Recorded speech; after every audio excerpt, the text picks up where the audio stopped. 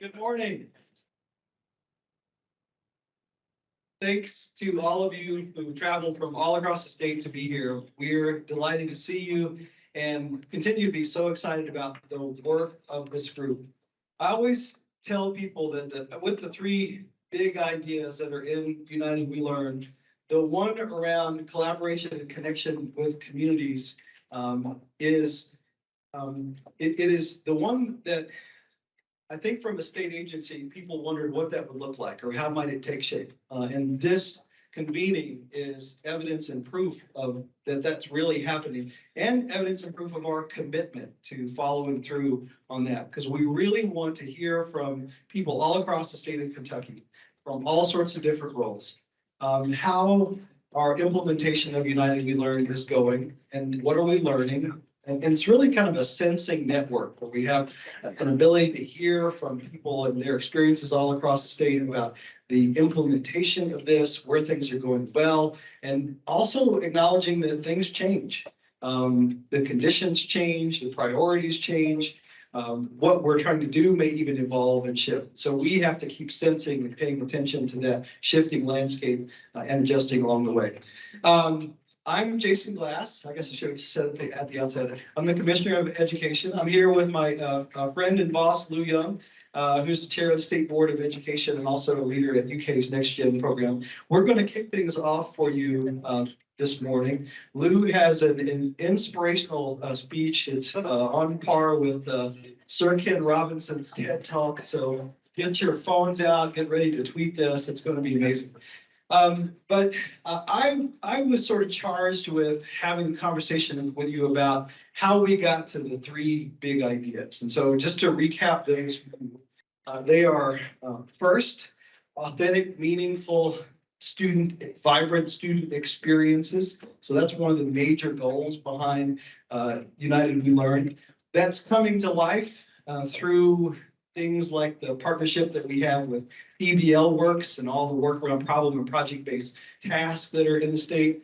It's coming to life through the work that the co-ops are doing with the networks across the state. It's coming to life around the systems that are being developed or have already been put in place in school districts around the state. Many of our districts have portraits of graduates which outline some key skills and competencies that students should have when they leave our schools. All of those are in line with this notion of we want to make the experiences of our students vibrant, deep, meaningful, authentic, things that prepare them for life and work outside of school. So this is that's one of the main big ideas. The second one, of course, is innovation, particularly around assessment and accountability. So there was a real sense from the United We Learn report that our systems of assessment and accountability were barriers to the kinds of deep and meaningful learning that Kentuckians told us that students really needed. And there was a disconnect between what those systems were measuring and the kinds of outcomes that that students needed, and that were priorities in communities. A lot of the things that are the community's value about their schools aren't reflected very well in those accountability and assessment system, and that they were punitive. I mean, I think there's a whole sort of host of criticisms of assessment and accountability that came out through that work that we did and hearing from people on United We Learn.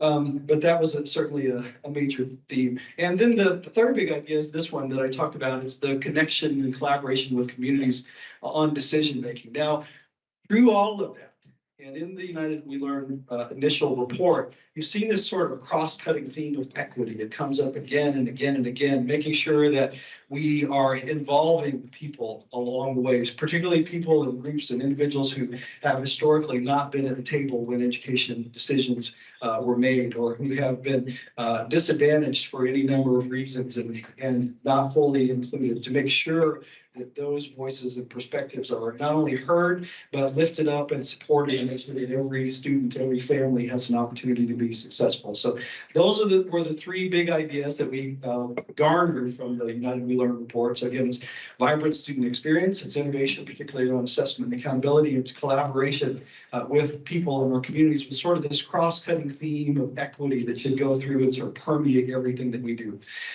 Now, with that said, I've tried to boil it down to 3 themes.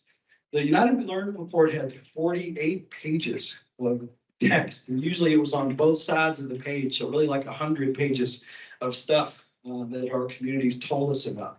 And so there certainly was a process whereby we looked at that, and I don't know if it's best called distillation or dilution, but one way or the other, we took it from really. That's distillation in Kentucky. We took it to a more manageable level. That was the decision that I made. So if you wanted need to point the finger at someone who made that determination, it was entirely me. And the rationale for that was because I felt like all of the information in this is powerful, meaningful, rich, important, and it's also too much to explain to people when you have just a few minutes. And if you have 10 priorities, you really don't have any priorities. So we needed to focus them in some ways that we could really put our attention on some things. So it was really work to go through the 10 concepts that are in United We Learn and try and pull out what were the big concepts or what were some cross-cutting concepts. So I wonder if you could, on your phones or devices that you have out right now, go ahead and search for Kentucky United We Learn on that. You'll bring up the United We Learn webpage. So Kentucky United We Learn, and go to the department's webpage on that.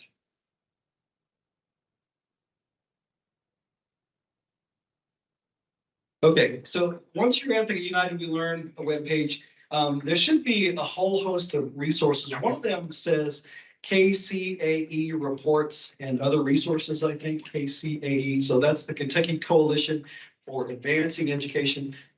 That was really the precursor to this group. The Coalition for Advancing Education was the group that did the analysis of all of the data that we had and ultimately wrote the report. And so if you click on that KCAE reports and resources, the United We Learn report should be the first one linked there. So go ahead and open that. It should download, and we're putting our Chief Information Officer, David Couch, to the test today. You have 100 people all going to the same website, getting the same document at the same time. So once you've got the report open, we don't have time to go through all 50-some or 48 pages of it. But what I'd like you to do is I want to give you 2 minutes to sort of scroll through it and skim it. Now I want you to find one word, or phrase, or concept that grabs you. Okay, something that hits you and is like, wow, this is important, this is meaningful, inspired by this. So find one phrase or a set of words. So take 2 minutes and do that, and then I'm going to ask you to share that with your partner. So take 2 minutes and scroll through now.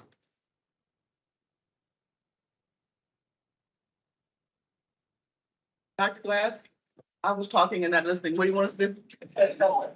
Just so we can be clear, I'll repeat the entire thing over again.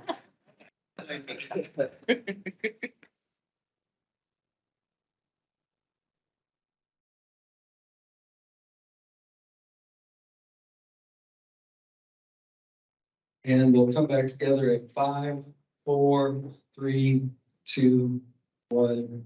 Thank you. So if you could, just someone that's at your table near you, share with them what you read that sort of struck a note with you.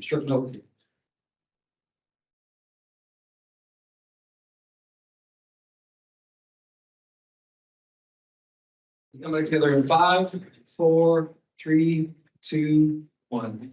So I'd love to, just a couple of people could volunteer some of the things that struck a note with them. Yes, thank you. I need to say that through. Okay. So I was reading on page 42, and he was talking about the title of it was Clarity Seeking Claire. And that's something that kind of really stuck out to me because I've been able to sit in on some meetings with our chief academic officer, and basically all the issues that they were dealing with was clarity. It's not really explaining these to the students in a way that they'll understand. And I think that's when we're trying to teach children. I think that's we gotta make sure that they're understanding, not putting, use wording that's, very complex, we gotta. It's, by no means is it dumbing it down, because that's not what I'm trying to say, but it's like, in a way, we gotta appeal to them, I think. And I think that's very important. Be clear, that's true for adults as well. Yeah. Another. Thank you. They actually had two that were the same. Say yours, because yours was good too. Move from command and control to systems of trust and partnership. Rose had one that was create conditions where everyone can fail and improve by learning instead of competing. And I think those are kind of connected in how we do this. And the one that I thought was, and Lynn had one too, that was about the relationships. Yeah, all of them seem to go together. Mine was looking at the assessment and accountability and not it just being a snapshot. But all of these things really, it shows how they all are connected and we can move forward that way. Anyone else feel? Yeah. Okay. So the idea that stood out to me is actually on page 5, and it says schools are a hub of community, and they could do more to expand relational trust and public trust more globally. And this actually derives from a current state theme, but it stood out to me because as a rural Kentuckian living in Eastern Kentucky, I have seen and witnessed our schools serve as that hub of community, especially in wake of flooding. And I know folks in Western Kentucky have similar experiences when it comes to seeing their schools really serve their communities. So I think that schools go so far beyond the classroom. They really do connect their communities with resources. They provide them with care and support. So that really resonated with me when I read that. Dr. Wells, Yes, if I could. I don't think it's a question. When you ask to speak, it's not really a question. It's like. So I chose, the three of us actually chose the same one about move from command and control to systems of trust and partnership.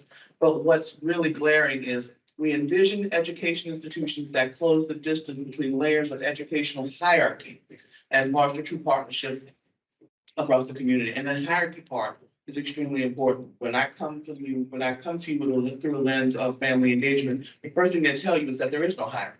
We're all we're at the same level, right? So I think that what this does is that it at least puts us on the path to understanding that. And I'm going to hijack the microphone and someone please, I want to thank this man publicly for what he has done for these babies.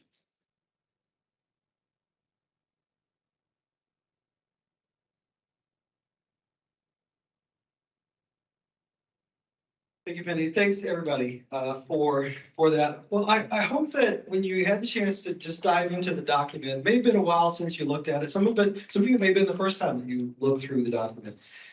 I hope that you had the sense that the three big themes with a cross-cutting theme of equity, you could see those in that. And I also think that you could see some things that maybe don't show up in those three themes. And both of those things can be true. It can be the case that we have tried to lift up and elevate some actionable concepts that we think are priorities or right priorities for Kentucky right now. And it can be true, we've got some other things in this document that are for us to work on. The order of those, the sequencing of those is an open question. And are these the right themes for us now? Well, clearly, 2.5 years ago, I thought that was the case. But this is an evolving process. Where we are now and where we are a year from now or 5 years from now, that's going to keep changing and evolving. And so we are really relying on this group to advise us at the department, really advise the state of Kentucky, stay the course on these three themes, or this one now has shifted into something else, or something else has become a priority. That's going to happen. I've talked about the sort of process of planning and strategic planning and developing strategic plans. And I don't know if I've used this with you before, but I've said many times, nobody gets to the end of a 5-year strategic planning process and goes, wow, that turned out exactly like we thought. Nobody. That never happens. Most of the time you end up revising and leaving things and adding things because life changes and things occur. So we're in the middle of that process right now, and you help us adapt. I'm going to turn things over to my friend Lou, and she's going to wow you and dazzle you with her presentation. That's just me. This is okay presentation, so recalibrate and it'll be all good. So good morning, welcome back, KUWL Council. I'm not nearly as cool as Jason Glass. I actually have a script. I'm stuck at the podium, but I'm so happy to see you. Thank you for being here, for your contributions. Every person in this room is a thought partner, a leader in public education in the Commonwealth, and we are honored by your presence today. So thank you for that. I also want to say a special good morning to Representative James Tipton, the chair of the House Education Committee. He's with us today and is going to help us think through how we can share our policy considerations with his colleagues in the General Assembly as we move forward. So we sincerely appreciate your presence, your attention, and your support. Expectations level. And I also want to say a big thank you to the department team who is here. They make this all invisible. So to our colleagues at the Department of Education, thank you for all that you've done today. And a special thanks to the CGSA grant team who is working miracles with a little bit of federal money. So thank you for all of your hard work.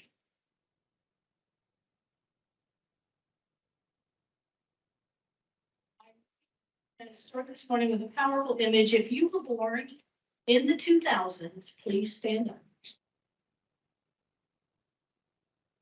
So when we talk about the future of public education and making decisions on behalf of the 600,000 children and youth we serve, we've got these folks in the room watching us, checking us, keeping it real. So thank you very much, students, for your commitment and your willingness to participate in the process. So thank you for being here.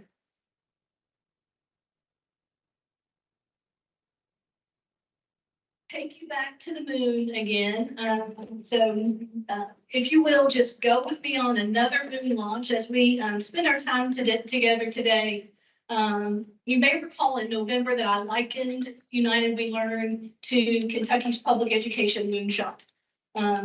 President Kennedy launched the moonshot notion very early in his tenure as president in 1961. And at that time, he challenged the U.S. to be the first country to land a man on the moon and to do so before the end of the decade. Everybody thought it was audacious, impossible, super cool, but a lot of skeptics on the front end. But that resulted in the greatest mobilization of manpower and resources the country has ever seen. And thanks to President Kennedy's vision for landing a man on the moon and returning him safely, we stunned the world. And I'm hoping for that same kind of out of the park home run for United We Learn. This past November, NASA made history again with the launch of Artemis 1. It was an unmanned, uncrewed test flight to the moon, and it reinvigorated folks across the country with hope and passion and a renewed interest in modern day moonshots. I want to keep this quote in mind. It was the first in a series of increasingly complex missions to build a long-term presence at the moon for decades to come.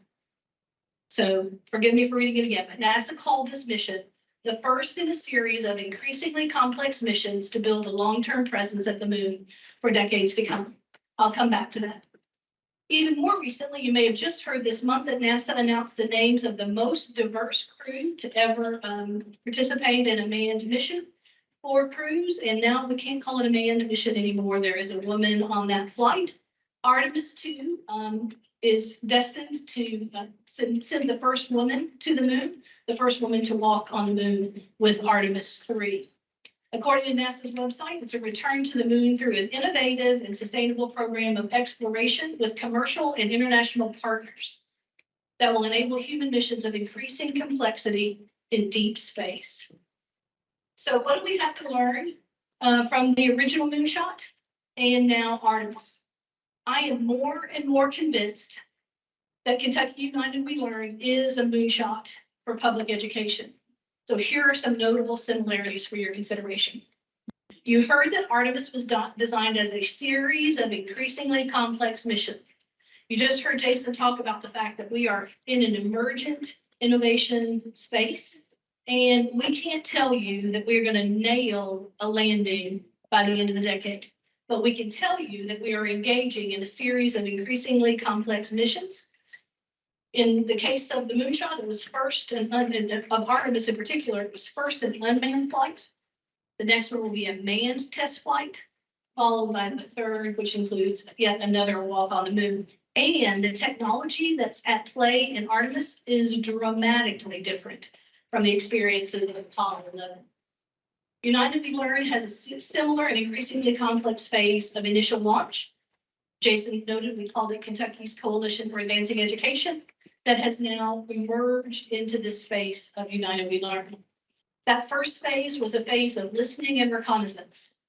The next phase, where we are right now, is the building, where all of us in this room are designers and systems engineers who use the data we have collected with intentionality from across the Commonwealth to begin to breathe life into the three big ideas of Kentucky United We Learn. Vibrant learning experiences, innovation, especially around assessment and accountability, with deep community engagement.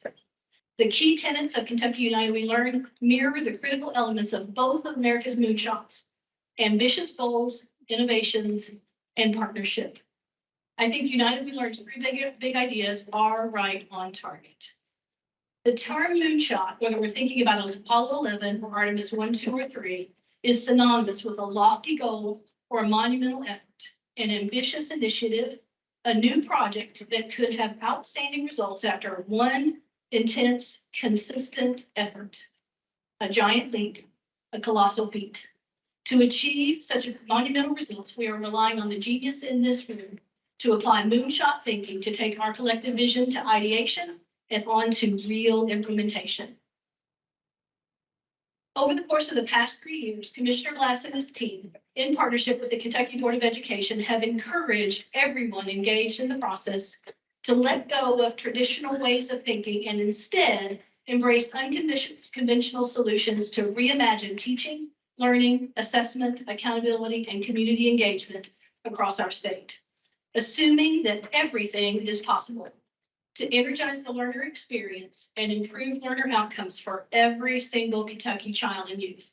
And we are making great progress. This week's Kentucky United We Learn Council's second convening is a celebration of yet another major milestone on the United We Learn moonshot journey. Just like Artemis, KUWL has been planning and executing a series of small group convenings focused on the three big ideas, all of which inform the overall mission and take us infinitely closer to realizing the vision. Across Kentucky, your communities have been tackling problems, seeking unconventional solutions, designing, prototyping, failing, and succeeding all along the way. Meredith Brewer, when I first started talking about this, said, you know, people need to know that moonshots don't just happen. And I'm like, yeah, that's an important insight. Moonshots don't just happen. That's why we need you and partners like you to continue to take these giant steps with us. In keeping with the lofty goals of President Kennedy's moonshot and those of every space mission since, Kentucky's United We Learn vision aims to improve the human experience, the student experience, the teacher experience in bold new ways. We have set our sights on meeting the full spectrum of needs of every learner and every educator in every school in Convening, raising achievement for all learners and closing gaps among student groups while intentionally engaging communities in fulfilling the unlimited promise of public education in their own backyards. I am confident that you guys are the right people in the right place at the right time to ensure we reach and exceed these moonshot goals.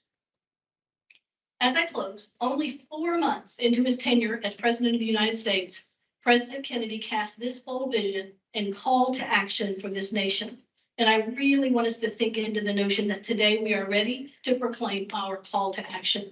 He said, I believe that this nation should commit itself to achieving the goal before this decade is out of landing a man on the moon and returning him safely to the earth. No single space project in this period would be more impressive to mankind or more important for the long-range exploration of space, and none would be so difficult to accomplish. Echoing President Kennedy's call to action, let us commit ourselves to achieving the 3 big ideas of Kentucky United We Learn before this decade is out, ensuring that every Kentucky learner, every single one, experiences vibrant learning in schools and classrooms, supported by the local community that invests directly in the work of schools and helps determine how we measure our own success together. It all begins with one small step. Let's take that step together. United We Learn.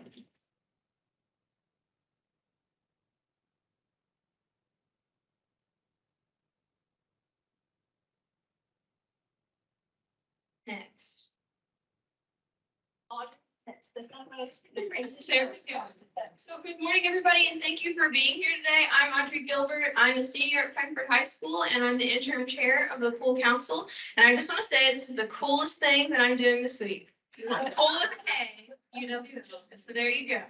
All right, before I get into the meaty part of what I'm going to talk about today, I have a few housekeeping things for you. So up here is our agenda for today. You have a copy in your binder as well. Our agenda for tomorrow is also on the back of that, but I'm going to go over. Susan. Sorry, I was seeing people, it's behind the one in your all's binder. Yes, it is behind the one in your binder. So you will find it. If you don't, we have copies, I think, as well. But here it is. If you want to take a picture, just have it on your phone, easily available. So first thing that we did this morning, we did our launching connection. We're done with that. Check that off the list. Next, we're going to do our forecasting a future system of systems. That will be what we lead right into after this. So be excited. It's going to be really fun, I think. Yeah. For all of our facilitators over here. Then we're going to have our panels. So our panels are going to be really different and exciting. You're going to hear from a lot of different people about our 3 different big ideas. For more information on that, just wait and be surprised. It'll be very fun. Then we're going to have our lunch and transition to committees. So this is the part where I do have our instructions here. And accelerating innovation, yes, is going to be in here. So when you get lunch, come back in here if you're accelerating innovation. You'll eat with your committee, have a good time, and then do all the important work. Bold New Futures is going to be in the first room after the kitchen. So you'll see the little sign that says kitchen, just go one more, and then vibrant learning experiences, you're going to be one more after that. If you need help getting there, if you don't remember if you're first or second, you can come up and find me later in the day, but we'll get lunch and go straight to committees. That way we're all there and we can eat together and see each other in person for the first time in a while.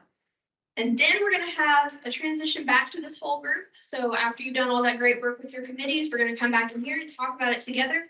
And we're going to do that whole group debrief, share outs, and reflections. So something that I do want to ask for today, I want 3 reflectors. So if we have any volunteers, we did that last time. You're just going to be sitting throughout the day as you do your work, thinking about this whole process, reflecting on it, what it means to you, what it could mean for your communities. So 3 brave people who would like to be our reflectors for today. Trevor. Yes, thank you. 1 more. Perfect. All right, and if you don't get to reflect today and you see it and you're like, this is very cool, we can do it again tomorrow. So keep that in mind. All right, so that goes over all of our schedule. Next, our bathrooms are right through there. So women's bathrooms first, men's bathrooms second. Next to the bathrooms is the water fountain. So we have some water bottles today. If you brought your own, very cool, but you can fill your water bottles up there. It has the little button that does the whole filling it up, so you don't have to push the spout and it'll get everywhere. So it actually has like that nice organized way of doing it. Those are right out there. We are going to have consistent breaks throughout the day. So we'll have our slides in here. You'll see that. But if at any time you just need to get up, walk around, go to the bathroom, feel free to do so. But we will have breaks. And I think that's it for our housekeeping. Did I cover it all, Susan? All right. So the next part is the super fun part, I think. So United We Learn. Think about what that sounds like to you. As Kentuckians, it should sound like our lovely motto, united we stand, divided we fall. Our purpose here is to bring the voices of our communities together to talk about issues that are important to us, to help make decisions that are going to fuel the future of Kentucky's education. We can't do that if we're divided. We can't do that if we're focusing on 1,000 different things. Something that we need to do, and something that we need to do today and now for the future of our work, is decide on a united focus. So my proposal here today is that our united focus is portrait of a learner. So at our last convening, you went through, you have a copy of the portrait of a learner, I believe, in your binder, and the how might we utilize that. You might have been talking about it in your committees. It's all available online. You might have heard about it in your schools. You might not have heard about it at all. But portrait of a learner, to me, covers some of the most important things for United We Learn.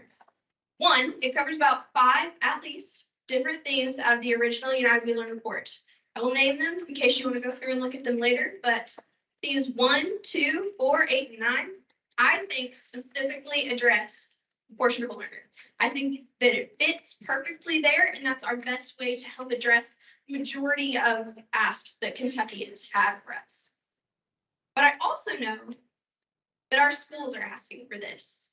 So if you go to a school, if you work in a school, if there's a school in your community, your kids go to a school that has a portrait of a learner, profile of a graduate, raise your hand. Look at the number here. Portrait of a learner is spreading across Kentucky, and our districts want to know that we're committed to that. They want to know that that's important to us because it's important to them. And so over the past several years, we've been hearing from districts that portrait of a learner is their priority. We've been listening to them. We've been collecting that empathy data in our lovely 4 habits protocol. We've been collecting that data from the field. We've been understanding what they're talking about and what they want as portrait of a learner. We've also been bringing people in to talk about this process. We have our L3 district. So if you represent an L3 district, if you're in an L3 district, you can raise your hand too. We have our L3 districts here. They've been doing this work for a long time. They're all innovators in their communities, and they want portrait of a learner. A lot of them are working on it, but what we need next is the reciprocal step. We, as the state, as the KUWL Council, we need to commit to portrait of a learner and tell these districts that what they're doing is important and that we have their back. We're not saying that the state portrait of a learner is what we have to have. It's not that everybody needs that. We don't want to do that. That's not very cool. Yeah, it's not very cool if you think about it, but we don't want to confine everyone to that. We just want to be here to support people, to help districts that maybe don't have a portrait of a learner and want to go into it. We want to help people understand what this process does. So with portrait of a learner, I thought I'd tell you a little bit about my experience because I've done, well, in June, I completed 3 different portrait or profile of a graduate is what we call it in my school, skill defenses throughout high school. So I started sophomore year. I've been working on my school profile of a graduate since 7th grade. We worked on skills. We went through, I got to meet with teachers on half day. I got to stay at school, which I did anyways as a teacher's kid, but it was actually cool to be in the meeting. So there's that. But freshman year, I got to start working on our performance outcomes with a teacher of mine. She showed me how important it was, how different it was, but also what it measures. And what it measured is what I wanted to get out of high school. As a sophomore, I had a little bit of an ambitious ask, something that we didn't really do in my school a lot.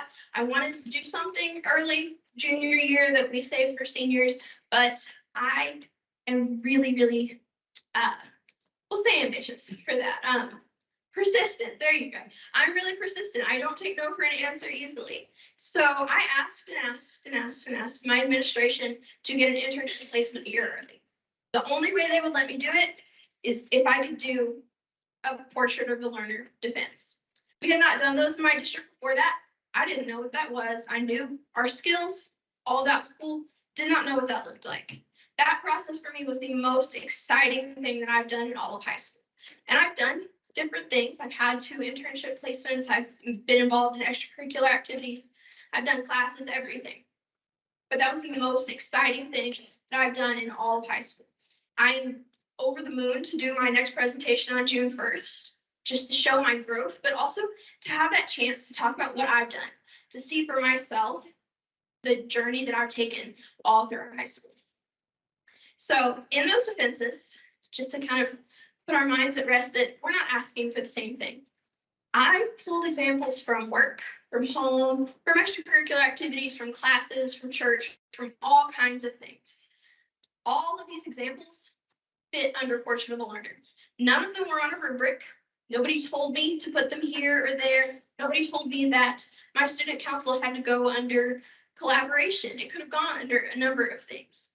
But the whole point of Portrait of a Learner is that we have this umbrella that we can collect all the meaningful things that we're doing under. So for me, that opportunity came sophomore year. But I think for us as a KUWL council, that opportunity is coming now. All of our issues that we're concerned about, literacy rates, numeracy, competency-based education, career technical education, list goes on and on.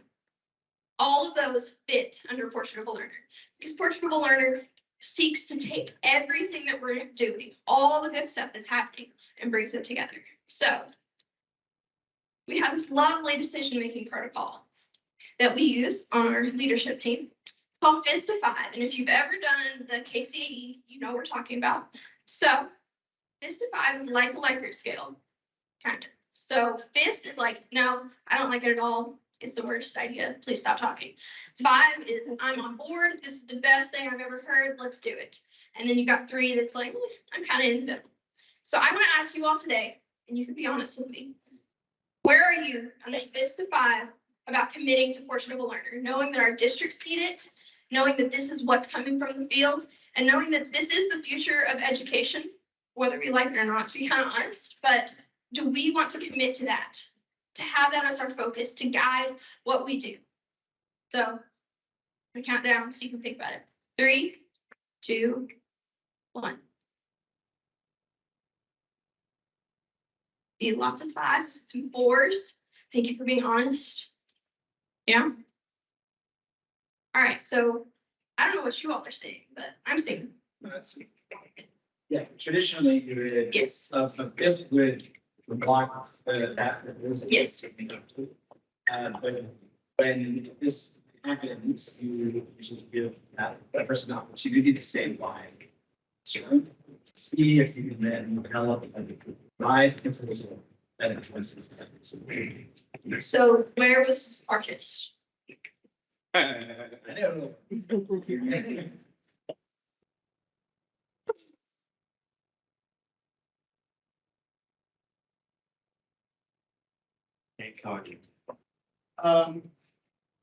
Coming from a district that's had Portrait of a Graduate or Learner, yet the verbiage we only used for several years, my concern is low-hanging fruit.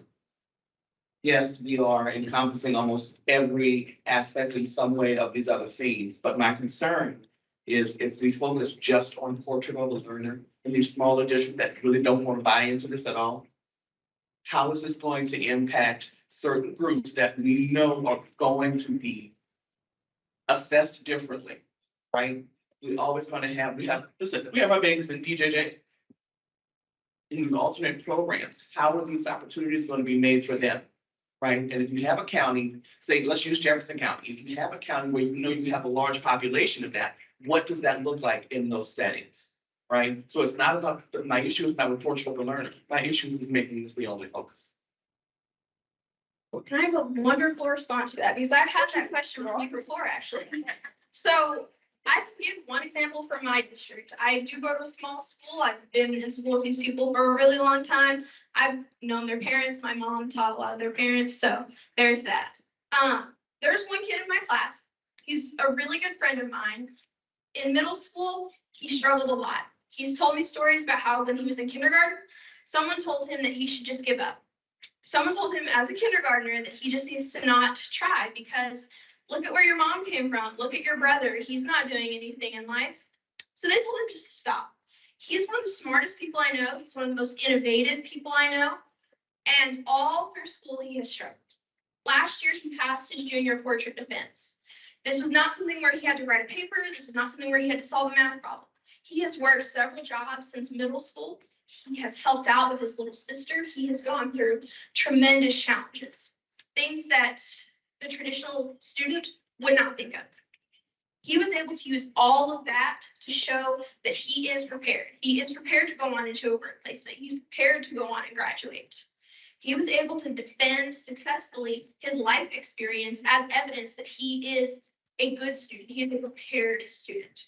So that was one example that I had. But also with our Accelerating Innovations Committee, their task is to scale things. That's all of our tasks, is to help people understand where we're going. So looking like at alternative education, how would that look in alternative schools specifically? Working with those schools to see how does the work that you're doing now align with this? How can we adjust a district's portrait to work with your school specifically?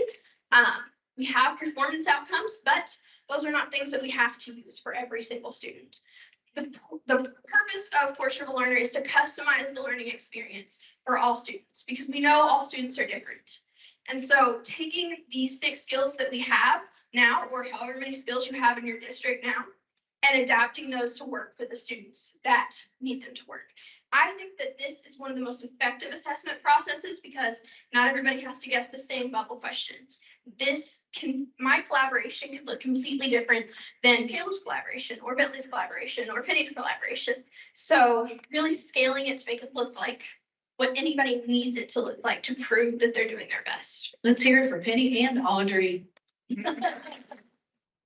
That was a long spot. I'm going to go back to Audrey in a second, but I did want to add, I really appreciate and can always count on Penny for a healthy, constructive dose of realism when we're doing this work. But I also want to point out, for those of you in the room, if you don't know Dr. Carmen Coleman, she's the former Chief Academic Officer of Jefferson County Schools, looking at me a little bit angrily right now. But I bring it up because Penny's relevance question is critically important to the work that's been happening for at least 7 years in Jefferson County Schools around their portrait of a learner that they call the JCPS backpack of success skills. And I know that when our team worked in Jefferson, we worked with Our Lady of Peace Academy, for example.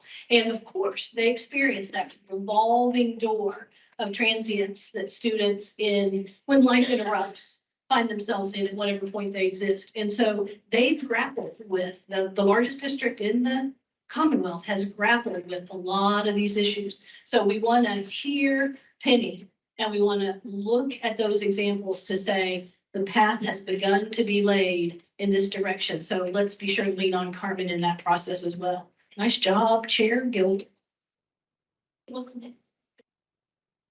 Well, I think one thing I'll say, so any. Need the mic.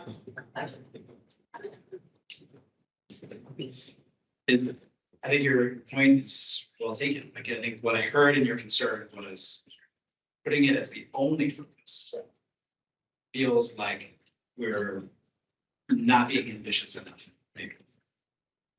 What I would offer up, I think this is a conversation that lots of us have been having in different contexts, is there's many things that can flow out of the picture, really be a way of engaging many issues.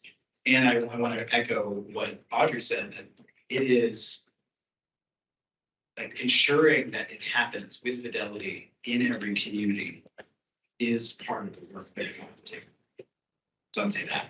And then second, all of the things that I know that Kathy and I have talked about literacy a number of times. Like we can really see how a real focus on literacy can flow from and come through the cultural.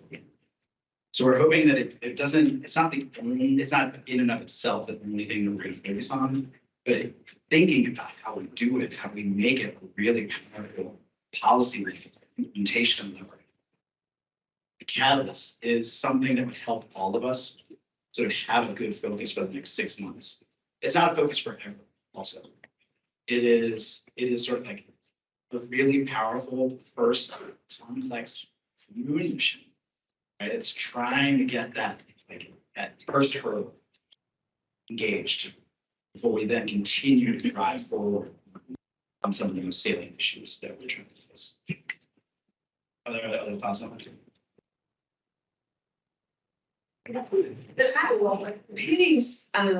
Penny, your comments are so important, because we know that the same groups of children and people have been marginalized over and over and over. And what I see with this is it is about broadening the definition for student success. And it is an equity lever. I mean, that was my intention in working with Jefferson County. And what we started to see was that kids that people had labeled, had sort of given up on over and over and over. We saw that they had talent and interest and passions that we didn't know about because nobody had asked those questions. And so the fear certainly, and I've not been in those shoes, but I have seen firsthand what has happened to those same groups over and over and over. And this is the strongest lever that I've ever found as a school and district leader to change that narrative. We have one comment over here and then I saw it and then.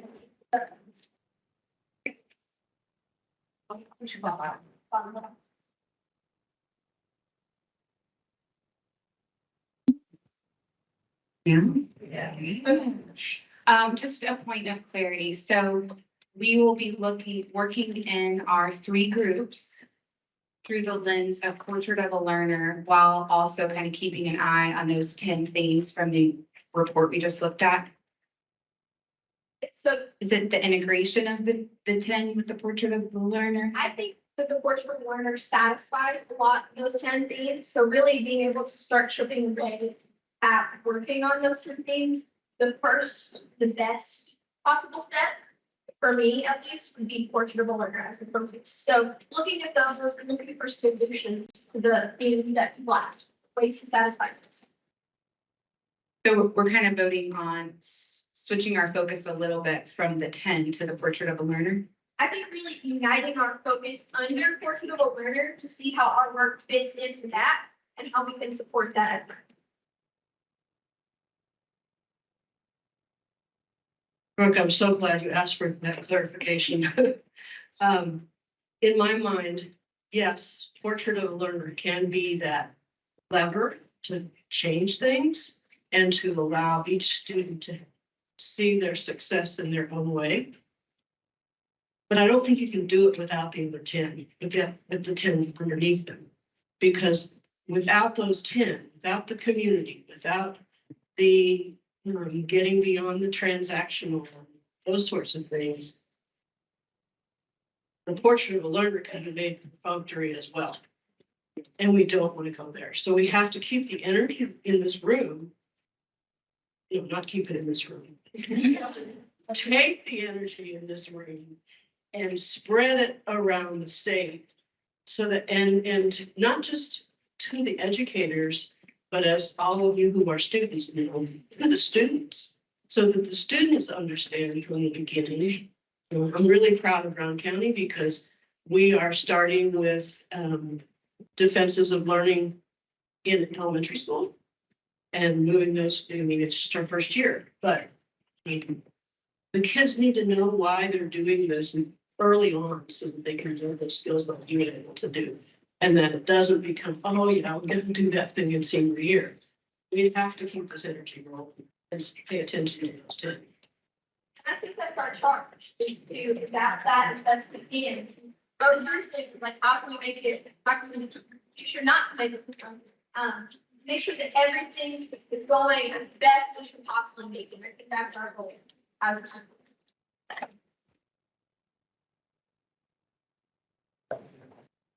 Good morning, Chair.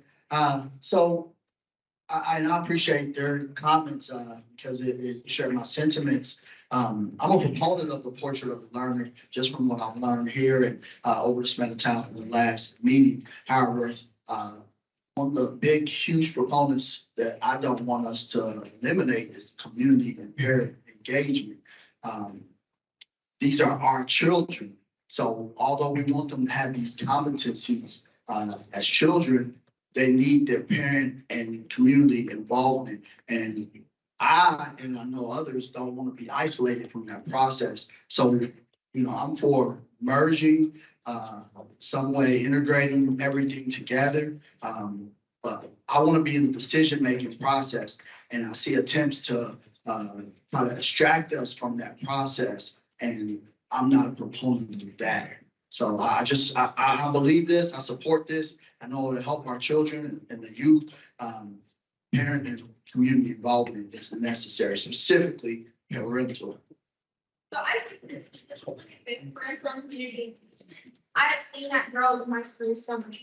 We have community partners coming in to work with our students, starting very early about what they want out of their lives, what they want in their future, and how the skills can work with their careers. And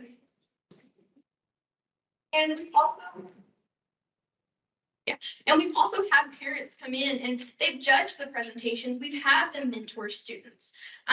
Because we're able to look at the 6 skills and not a test necessarily, we're able to expand who is working with our students and what experiences they're drawing on. So if your student has a job or if they have demanding family obligations, that's something that they can use in their defense. So really, we're bringing in more people and more voices in order to get the most robust portrait of a learner experience possible. Asher G, DJJ. Here's my issue with portrait of a learner. While I love it, I think it's phenomenal for a student that is born in a district and stays in the district. I have an issue with the fact that I have a 17-year-old female that's been in 56 placements. I have a 16-year-old female that's been in 4 facilities in 30 days. Every district does its own thing. So if you have someone moving from Detention Center A to Youth Development Center B, if they're both counties aren't playing Portrait of a Learner, bye-bye. I want to know consistency, transferability. I want folks to understand that we have an entire migrant population in a lot of our counties that are only here 3 to 6 months a year. They leave, their files get frozen. When they come back the next year, they're unfrozen, and then we go again. I've spent the last 6 months looking at every single alternative population in this state and how we keep leaving them out. While this is phenomenal, I got kids that don't have floors. I got kids in Eastern Kentucky that their schools don't even have internet. We've got kids in Jefferson County that didn't get Chromebooks and haven't been in school in 3 years. What about them? What about my 17-year-old 4th grader? They can't read, let alone defend a portrait of a learner. That's what I look at. And while I love it, I think we have to expand. And remember, we're here for every student, not just the perfect one. Important. I know Donnie's going to want to bring us to a close, but I think it's so important to hear these voices this morning. And I think that the sense that I hear is that there's a real worry that this is somehow reductive, that it is because Penny said just the portrait of a learner. And I think we have to dispel that notion. When I think about your students, my heart says that the portrait of a learner for them can become the North Star.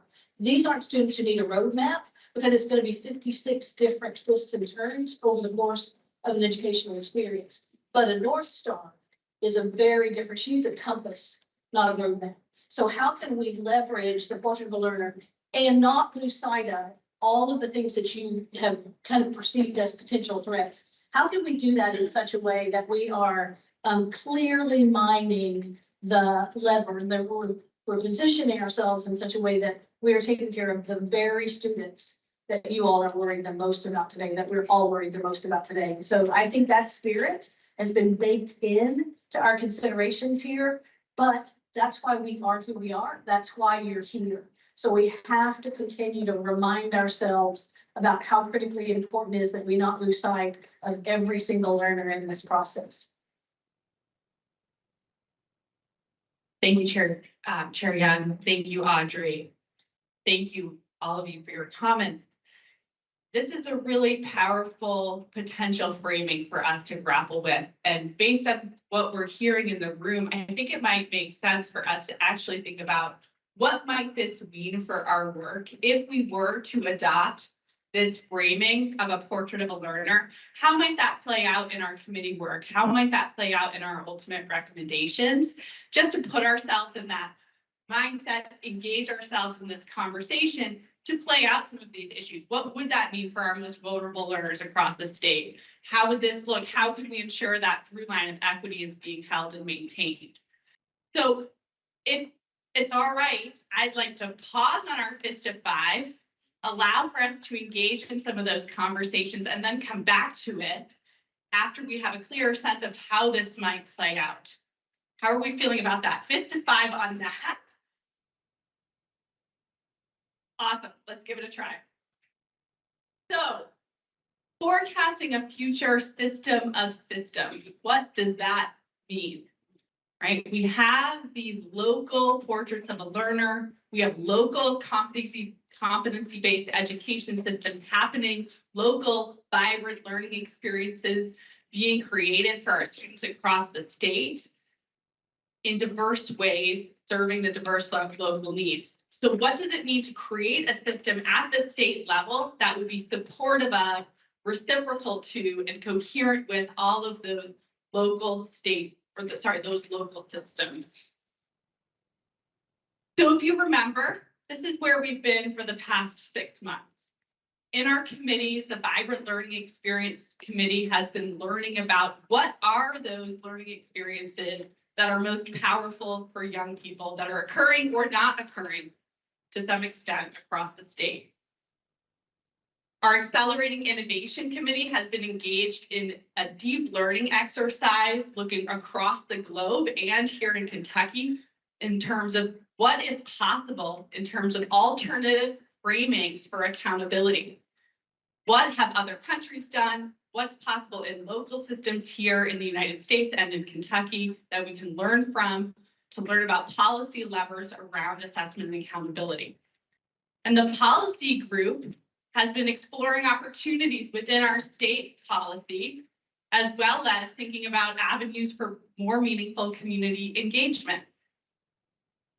So what if we were to all work together? What would it look like if our 3 committees were to reorient their ideas around a portrait of a learner? What would that look like? Well, you'll take my sort of naive model of a school here. In one school, ideally we have this vibrant learning environment. We might have a locally defined through parent and stakeholder engagement portrait of a learner. What are those skills and competencies that that community is so interested in supporting in their learners? There's likely a lot of similarity across districts and jurisdictions, but there's likely variance there too. And then importantly, what is that evidence of student learning? What is the evidence that students are actually meaningfully and deeply engaging with those competencies to the point where they're able to demonstrate performance or demonstrate success on them? Every district across the state could be engaging in these types of activities in service of creating those vibrant learning experiences and evidence of student success. So we've got over 1,400 schools here in Kentucky, each doing similar but different things. So our work might be to think about here at the KUWL Council, how might we create coherence across those systems?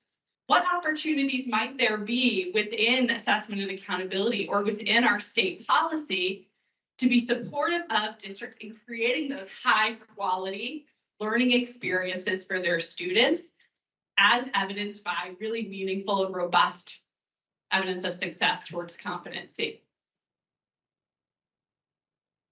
So I'm going to provide a few examples, but really this is our work all together to think about any number of ways that this could play out in order to create the enabling conditions that leads to more meaningful learning for our students across the state.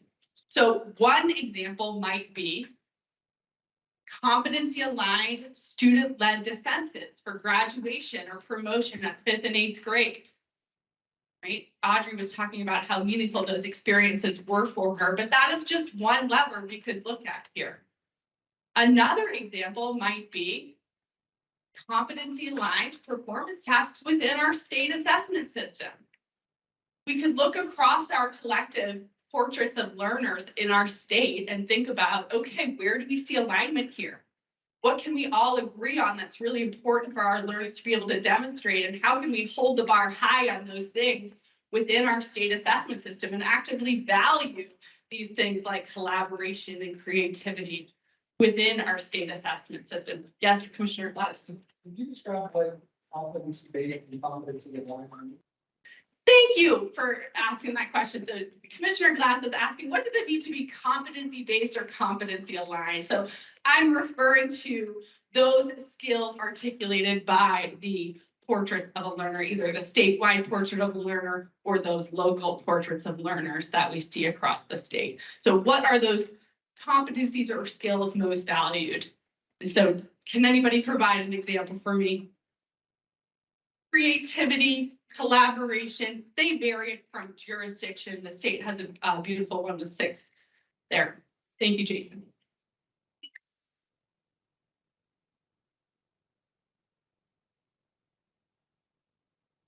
Absolutely, right? So performance tasks, as you may know, for the districts who probably describe them better than I, who have engaged with project-based learning, are ways that students can collaborate one together around an authentic experience to solve a problem, preferably a community-based problem where they can present real-world solutions that actually leverage their academic learning and skills. And so we could include performance-based tasks, either model tasks or common tasks within the state assessment system that are then valued as part of the student score in their assessment. There's many states that have engaged in this through what is called the Innovative Assessment Demonstration Authority. It's kind of an opportunity within federal law that allows states to experiment with this type of thing. New Hampshire and Massachusetts and other states, Georgia, have engaged in this type of activity before. Thank you, great question, because it's hard to picture. And it's not that it's going to play out in just one way. This is just example number 2 of any number. Is there a question in the back?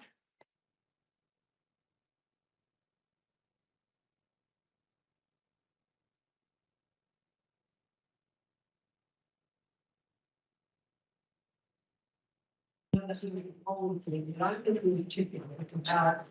have you seen how everybody? I'm thinking in particular about defensive learning, 2 defenses of learning that I observed this past week. One student who was barely verbal and a sibling. And the 2 of them had collaborated since 2nd grade on art and created this incredible art with characters based in history, et cetera, et cetera. But for one of that pair to participate in a task as you described, it would be nearly impossible. But collaboration they did. So how do we get that to that point where it's individual and somewhat subjective, but real and important?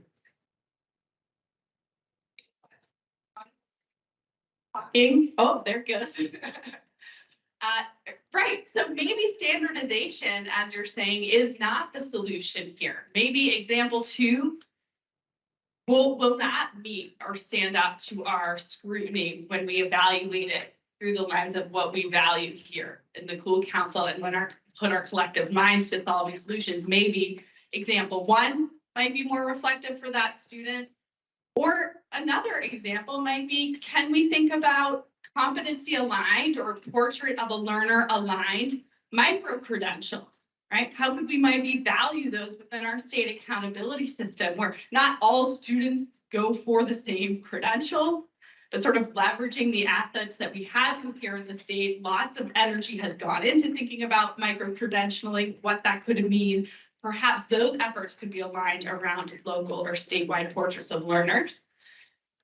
And then another example is thinking about portraits of a learner or competency-based education and assessment practices being valued within our school accreditation process, in our school review processes at the state level, or maybe there's other state policy levers that our Building a Bold New Futures Committee might recommend to us for, oh, this is one way that we could instantiate or incentivize these vibrant learning experiences as associated with a portrait of a learner in state law.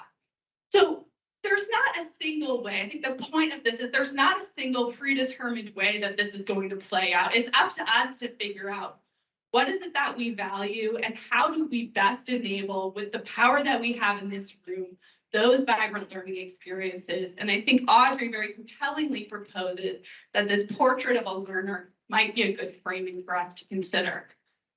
And so, yes, go ahead. So I'm really thankful that this council, like this presentation that you made, how you gave so many examples of how this can be accomplished, because when I was thinking about it, I thought, these are all effective skills that every student needs to know, every human being needs, really. And I was kind of thinking about it, like the portrait of learner needs to be so, I think this is our challenge, is that it needs to be so broad that it encompasses all students and all their backgrounds and their history and everything like that. It also needs to be so in depth so it can be beneficial to all students. And so I really appreciate that, because my biggest fear for this is not that it's not a great idea, because it obviously is, my opinion, but that it's not just the next new thing. Like it's not just we're going to pick apart what we need from this. And like, yeah, there's some good things that came out of it. No, this needs to be revolutionary for our students, for our district's moment. So I just really appreciate you. Great, thank you. So I love this. Like what we're doing here is the moment. Right? So, because Penny, I don't mean to blow up your spot, but you texted me and she was like, "Don't kick me out." That's no, like what we are doing here is this is a feature, not a bug. Right. So the issues that you're raising about implementation of this idea are the things that we need to keep in mind as we're creating all of the structure, supports, policies that will be required for its implementation. So what we're doing is it. So I want us to feel good about that. You're like not causing problems, but I do want to situate the task of organizing around the portrait of a learner at the right grain size. We're not trying to solve all of the issues with portrait of a learner right now. We're just trying to see if it's the right way to focus our energy. And all of the questions that you're bringing up, Azurdi, like all the things around the students that you serve, Rashawn, all of the experiences you've had as a parent, as a person who's gone through multiple schools, everything you're raising, Edna, about who these tasks and these portraits have to work for. This is the expertise we need. The question is, like, is portrait of a learner the right step to take right now? The right thing to try to organize the work of the three standing committees and the council as a whole? So I want to hold that question, propose it to you, and read just through the lens of what Susan just shared. And we would think through how to do this. This would be the work. But the question to you is it the right work for right now? So, posing it back to you as the proposal for a revised FISTA 5, now that we know more, right? We've thought more, we've deliberated, which is like beautiful. Is it the right one? So, and it's, you don't have to like, a block is like, is a block, right? Yeah, you want to, yeah, why don't you guys discuss that at your tables, and then we'll see. So Jason, I would also throw out in this deliberation, for folks really thinking about, still feeling blocked in the conversation, is that this is really practical consideration. So when we think about a series of increasingly complex missions, what is an entry point for us as a state that will likely catalyze all the things that we talked about? Will the portrait of a learner solve all of Kentucky's public education problems? No, that's not the premise. It's a part of the consideration. While it is, I think, beautiful and lofty and creative and inclusive and all of the good words, it's also a practicality.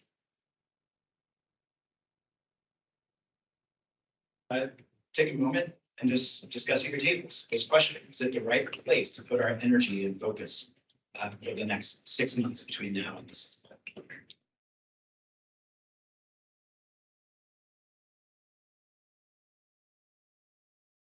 We want to pose the question. Before that, though, is there anybody who wants to share their thoughts based on their discussion?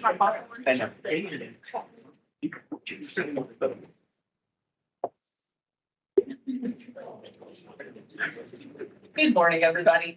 I think I'm answering the right question. I am a community member. I work for a behavioral health company that serves children with autism. And I come from a community that does not have L3s. I think portrait of a learner is great.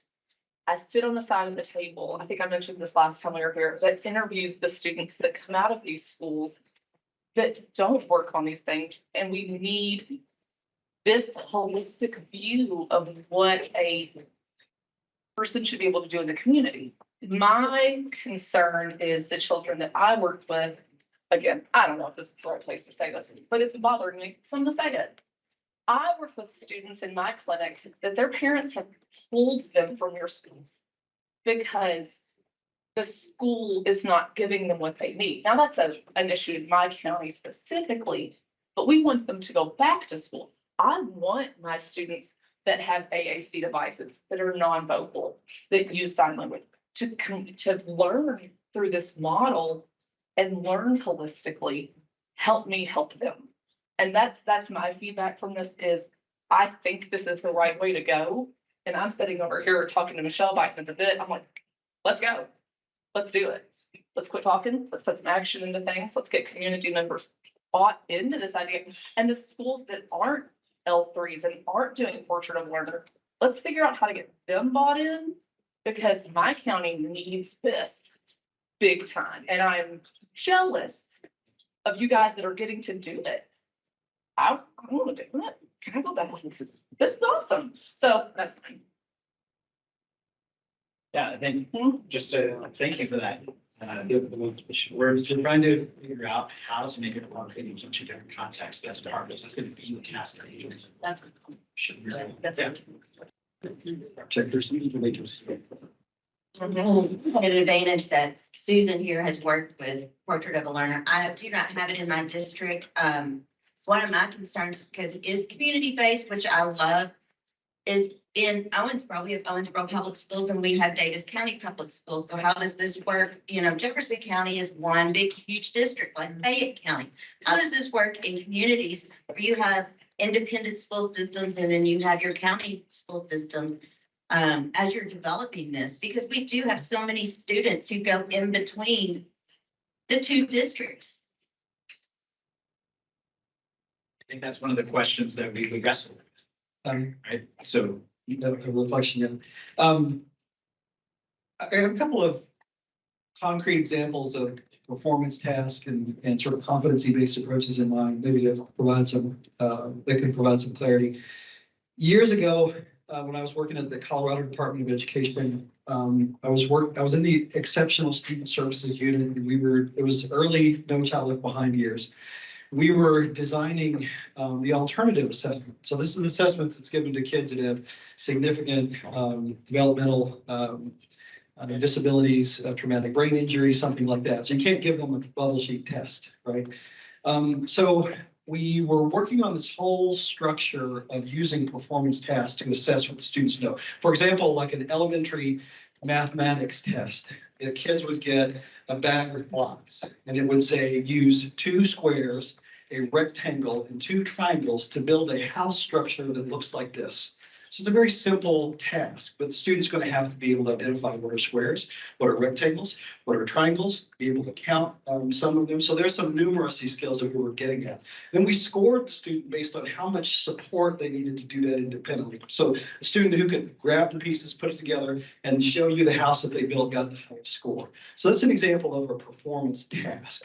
So what we're talking about in these performance tasks and really embedding them throughout is it's more than just the standardized assessments a lot of us have taken over the course of our lives.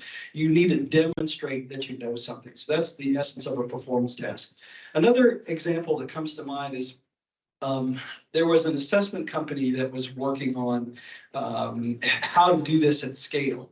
And so one task that they gave to students was imagine that you are there's a new mall that your community wants to bring in. It's going to bring jobs. It's going to bring economic opportunity. It's going to bring in goods that your community currently doesn't have. The site that they're looking at is also part of a public park, and there are environmental and drainage issues, and there's a big community uproar over whether to do this or not. So what the student was asked to do in that case is summarize the arguments on all sides, and then imagine that they're presenting to the town council what their proposed solution is. So in that case, the student needs to synthesize different arguments, see different points of view, form a recommendation, and then stand and deliver it. So there's a whole host of competencies that task would have been asking the student to do. What we're talking about with these competency-based or performance-based approaches is really shifting assessments to do more of those kinds of things. It moves us beyond just interacting with content or basic facts, and you have to stand and deliver or demonstrate the knowledge. Yes, sir, Sean. Thank you for this opportunity again. So personally, when I look at the portrait of a learner, it looks like something that I'm an advocate for. As we learned about it, things of that nature. I hear the different scenarios. I told Donnie, I'm someone, I was a troubled youth, 5 high schools, 4 states. That was all in 9th grade, between 9th and 10th grade. And a lot has changed since then. I'm a father, kid in middle school, straight A's, all that stuff. I think this is good. She mentioned the kid with no floor. They don't want to have to worry about Scantron. I think they use computers now. But you all can relate. So I think it's great. My concern is that you all, whether it's the Department of Education or I'm not really sure who all is involved. I feel like you all are attempting to utilize the KUWL committee to implement something that's already been established, instead of hearing from us and finding out what we want to implement. Some of my colleagues feel stonewalled. Some of them feel like this isn't really organic, and I share those sentiments.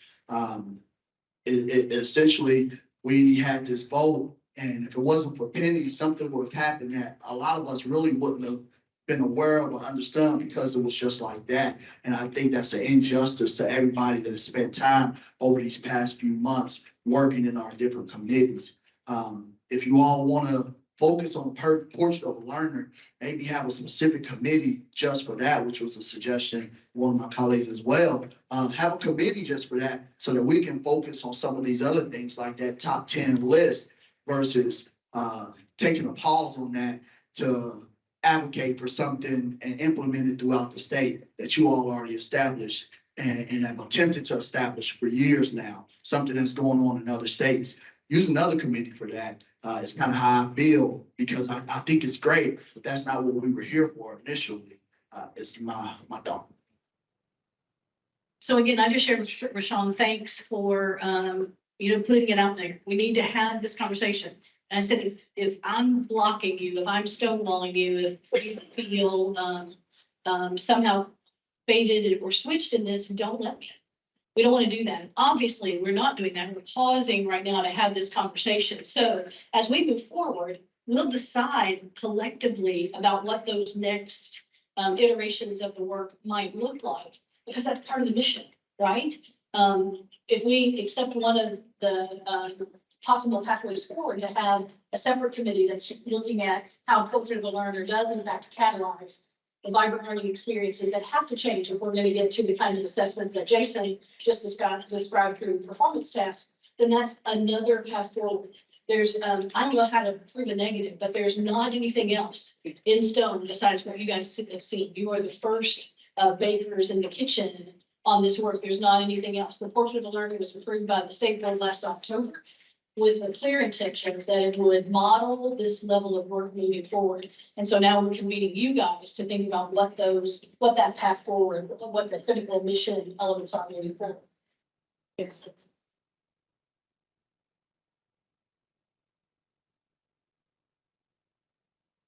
Thanks and good morning. For those of you who don't know me, my name is Jim Flynn. I serve as the Executive Director of Kentucky Association of School Superintendents, but I was a superintendent in Kentucky for 16 years. I was a high school principal before that for 6 years. And assistant principal, a teacher, all those kinds of things coming up. And one of the things that I've learned in my leadership practice of trying to move complex organizations forward is that there's common derailers that we always face. And I want you to think with me for a little bit. When you want to do something that really changes a really complex system, think about the common things that typically trip us up. And in school organizations, what I've seen, and any organization really for that matter, three big derailers are turf, credit, and blame. Start thinking about it a little bit in your experiences. And in a school organization, what happens when those things creep in? The needs of adults begin to supersede the needs of our students. And that's the most common pitfall in school organizations. It's easy, students come through the system and they leave, but who's left behind that you have to deal with year after year after year? The adults, right?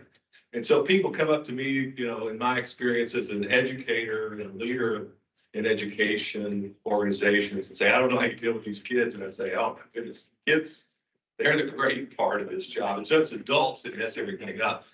And so what I want to challenge us to do, whether it's the portrait of a learner or whatever, going back to what Chair Young said earlier, we have to have a North Star. And that North Star has to always orient us in keeping the primary stakeholder at the center of everything we do, and that is our students that we serve, always. And so the reason I like thinking about the portrait of a learner as that North Star is because it does just that. It keeps the needs and the expected benefits that our students and their families have as a result of them going through our schools as the center point. And, you know, and I understand some of the concerns that have been brought up, but I think we'll miss an important opportunity to galvanize around that fact if we don't find a North Star that keeps students at the center of everything we do. So thanks for indulging me for a moment to have that little. Thank you, Jim. So we're going to pause for just a second. I know that there's lots of thoughts because there's two layers of issues that have been brought up. Like, actually, gosh, what would it look like to actually do this thing? And what would be all the issues with it? The thing that Rashawn is bringing up is also incredibly critical to us as a group. So he's saying, like, this feels like we're getting kind of railroaded. It is. Yeah. And that's. That erodes trust. Yeah, that would erode trust here. So we don't want that to be the case.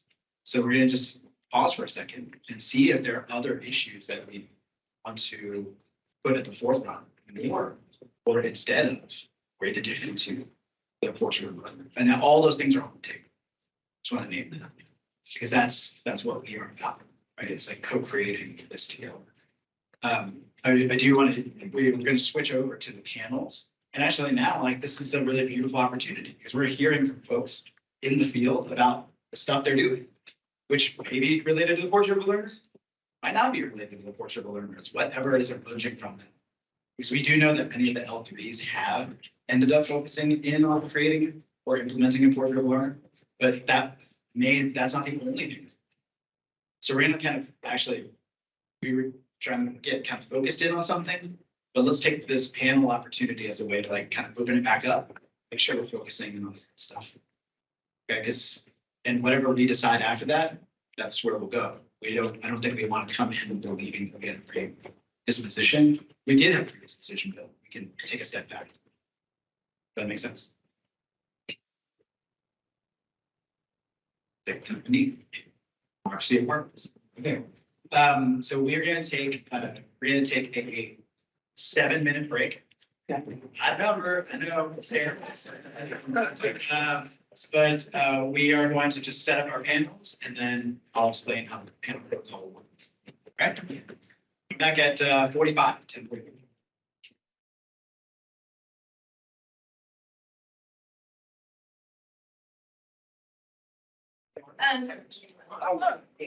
Again, thank you for the energy and the candor of the morning. Really helpful. And it is an example of where you, as the full council, took us at our word, that one of our core tenets is that of reciprocity. So the state has a lot of work going on. The council has a lot of work going on. Susan asked me, what about, where did Portrait of a Learner come from? And so we did talk about that in November, but perhaps didn't lay deep enough foundations, footers for that conversation. But that's an example where at the state board level and at the agency level, we've been working on developing a model Portrait of a Learner for Kentucky for several months. In fact, that was one of the first goals our board established. And so that work has been ongoing.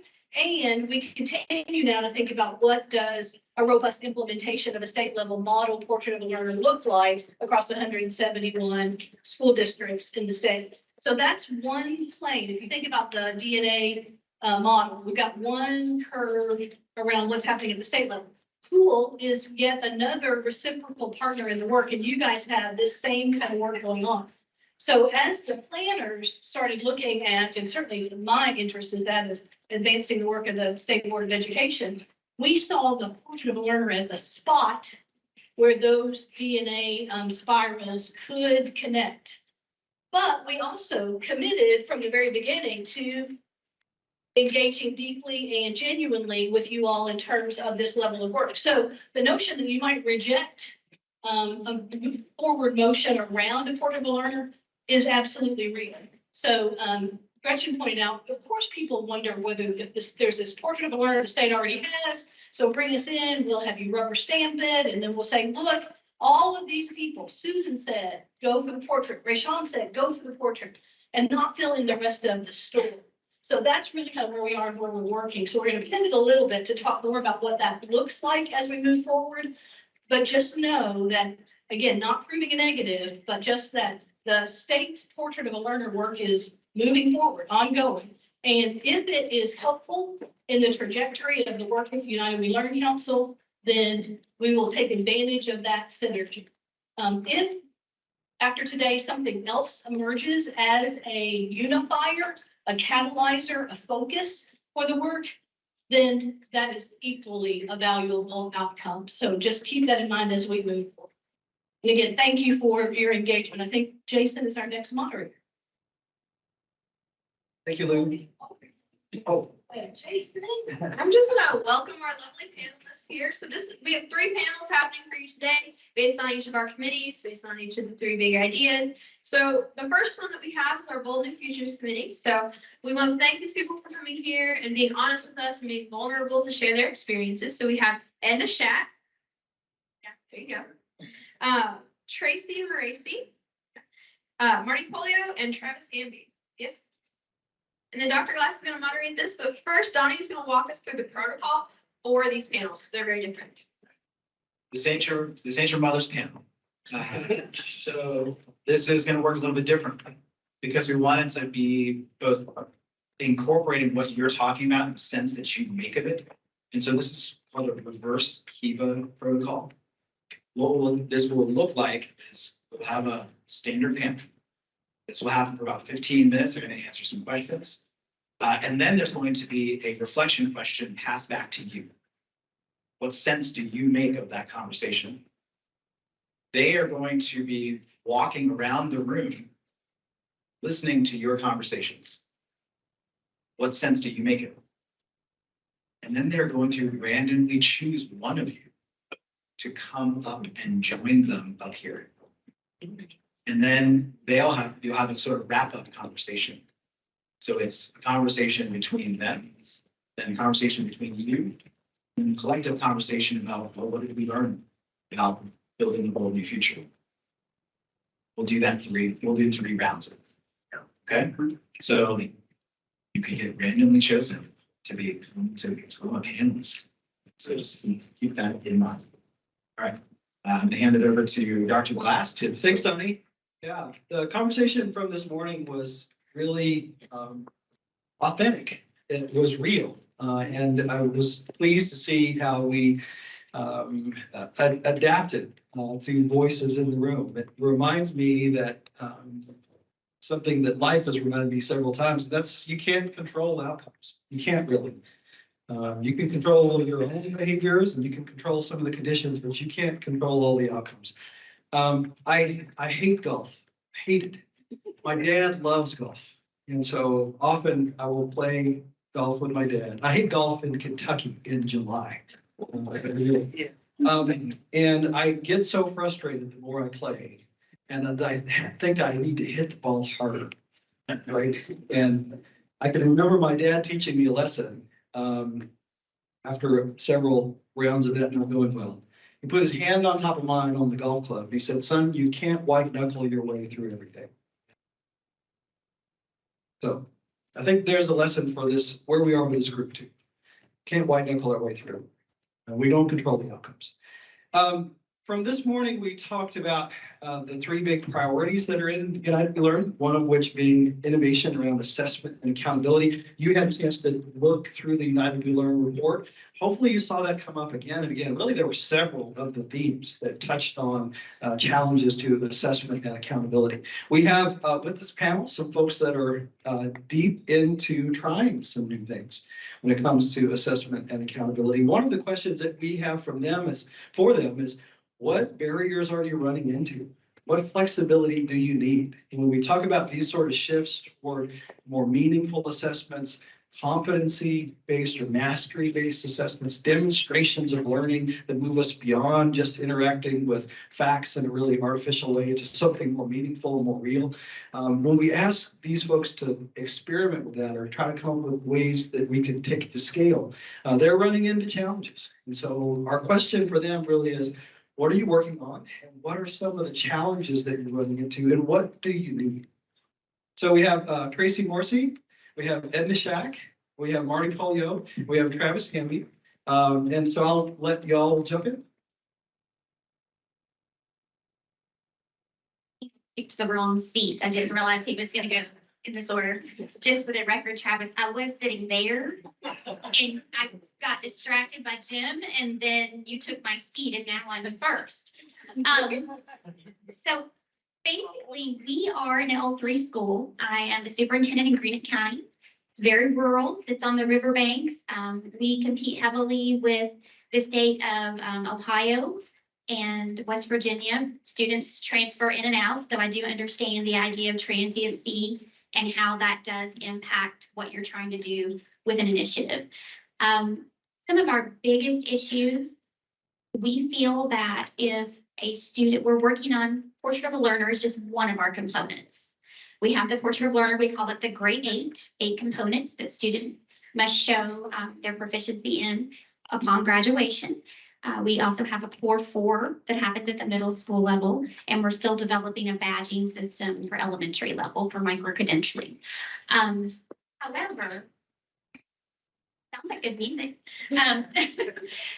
One of the things that is required in state law is that every student has an ILP, an individualized learning plan. We provide individualized education plans for special needs students. And just to give you some reference points, we are at 25% special education in Greene County right now, which is unheard of. We had a drug epidemic with opioids. We were on the Detroit pipeline that took all the drugs straight down 23 into Huntington, West Virginia, and it has destroyed and riddled families. We have families, over 400 of our children are raised by grandparents. We are a rural school system where it's one little grocery store and one tiny little hotel that I would not put my animal in. And we have no place to send our homeless. And we are at 79 homeless children. So we currently go to a bigger city and put them in a hotel and then run a bus to pick them up and bring them back so that their whole world isn't shattered because they would lose their friends after they've already lost their family. So, you know, there's a lot more going on than a test, I think is my real point here. I would really like to see us look at that individualized education plan be used just the same way for all students. An individualized learning plan, as required by law, should have an individualized assessment plan. Not all kids need the same test. We're doing tests for adults. We're not doing tests for students. And we really need to think about why we're doing this. If your minimum requirement at the federal level is reading and math, then let's do the minimum requirement as far as testing goes. but then let's implement other things that show the true value and quality of each of our students and allow them to showcase themselves. We currently have students who we have set up ways they were going to fail and now they're working with the steel mills because we have arranged and did a flexible class schedule with them where that they can do online for part of the day and then they can go to class and get welding. But then they can leave and go to work and help support their families so we don't have another homeless family. We're working with each of these students to create individualized plans to make them successful, but we're going to be considered an orange school possibly when accountability comes because where our average is an 18 on the ACT. Not all of my students need the ACT. My students need a Coyote or a Work Keys to be able to get into a 2-year program. But our school is going to be judged on an ACT. My students need to leave with certifications to go straight to work. And that ACT means nothing to them. And then we're going to give them remediation classes and tell them that, no, you can't go take welding, you can't go take nursing, you can't go take ag construction because you still need to get that math score up. That's not what they need. I don't know who Liddy was who said she has children without floors. I hear you. We have them as well. You go and you find that they're living in shacks and sheds. During the pandemic, we are delivering food on buses and kids are coming down graveled roads with no shoes, with a wagon, ready to receive the food, which gets me to another component that we're working on, which is a local accountability system. We've met with our community members. We've asked them what they want to know. We included business. We've included everyday parents. We've included politicians to come to our meetings. I will note the politicians stopped coming once the vote happened in November. Just put that out there. But we're going to get them back. One of the big things that they said is they wanted them to have life skills, employability skills. One guy said, you know, I'm running a greenhouse. I need them to understand what to do. These are the types of things that our community wanted. So we're developing a local accountability system with a dashboard approach so they can see how clean our schools are, how many services we're offering, what's the tutoring system look like, how many kids are on level, not on level. So the dashboard system's being developed, the portrait of a graduate is in place. And the third component I would love to see would be some waivers where that if you're already giving benchmark assessments throughout the year, and you're doing, let's say, math, 3 math tests, exactly how you always give them for the state assessment, give the accommodations, do everything in place. You get true growth, you get real-time data that tells you what the kids need. I was a DAC and I understand all the work that goes into doing that. And for those of you that don't know what that is, that's Director of Assessment for a school system. The state test at the end doesn't really give us a true picture of our kids. It gives us a picture of that moment in time as to where that child is, whether or not they had someone arrested at their home the night before, if they were fed. You know, everything comes to one moment. And there's rarely anywhere in your life that one test decides everything. You always get a chance to take it again, usually. So I don't really know why we're making it the end all. So I think that's my soapbox. If anybody wants to go next. Did I take everyone's ideas? I'm sorry. Morning, or is it afternoon? I'm coming from a community perspective. I'm the community co-lead for the L3 in Round County. And so all of the details that Tracy was able to roll off her tongue, I don't have those for Round County, although I think they're very similar to Greenup. Their drug issues, et cetera, et cetera. And I first became aware of that. I was teaching pre-service teachers, and about 20 years into my career, I was at a public school, and one of my good colleagues, who was a classroom teacher, pulled me inside and said, "This is what I have in my class." And I was shocked, and I said, "We are not preparing teachers for this." So I can't help but get the teacher piece in there, Jason. But I will expand that to community.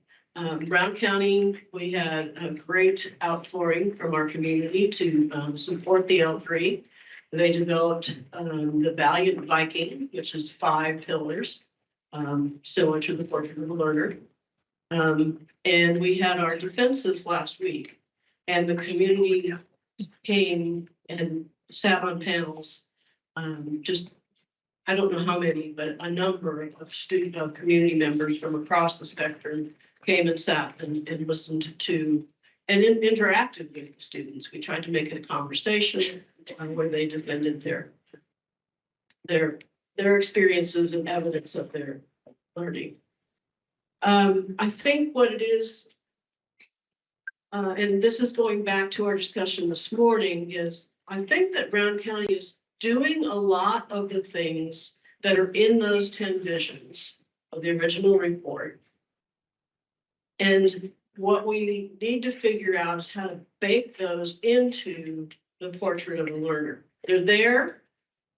The kids are kind of picking up on it because of the project-based learning and those kinds of things that are also happening, next gen, and in the schools, and the teachers are really engaged in it. But if it's going to be spread beyond Brown County, we need to be sure that we don't lose those 10 visions. I think most of the L3s were kind of instructed to choose a couple of those 10 visions. And I think all of them have chosen number 9, which is assessment and accountability. And that is what drives us. It's too easy to lose the other things. And so I believe we need to intentionally bake it in so that everybody knows it's there. Beginning with what Tracy was saying, elementary school, we are doing the same thing. I like your badging in elementary school and moving forward. I'm going to take it back to Round County. But we're trying to do a couple of the pillars early and then more in middle school and move it up so that the students learn what it is early on and they're aimed at that. And that'll take me to some of the other discussion around, well, the North Star concept, where are you, Lou, the North Star, and what Jim was saying about that. And the fact that some of our students move around a lot, or they have, as Carrie was pointing out, special needs. If those kids are given that North Star, are pointed towards that North Star, and then rewarded for understanding what they have, what their strengths are, and I know a lot of you do the Strengths Finder thing, then they are more likely to transfer that when they take it with them to the next school. I mean, you have to probably speak to those children very specifically. What are your strengths? And again, I think this is where the community could come in. Community mentors. So how do we make that this is the way we do schools in our county. The community is going to meet with students periodically during the year. We're going to look at the Valiant Viking 5 pillars, and we're going to, what are you doing that contributes to that? What is your evidence that you're a global citizen? So that it's not at the last minute like, oh, I'm a global citizen because, but I do have to share with you, last year we had a little bit of a pilot, and the kids did, a small group of kids did the defensive learning. And one student came in and he started speaking to us in German. And we're all kind of like, and then he paused and he said, that's what I did during COVID. I taught myself to speak German. I didn't have a lot of other things to spend my time on. I've lived with my grandparents, and that's what I did. And he was fluent in German. And I think it's helping children see, not helping the community reinforce in children that they are their identity. Their identity is not that they're homeless. Their identity is not that they have special needs, but they have strengths. And how do we can help, our community can support that. It's one thing to hear it from your teacher, but if somebody from the outside comes in and says, you know what, you're really good at art, I think it really strengthens and builds and helps those kids see their North Star. So maybe we should call it North Star. Because we were talking about the moon and all that.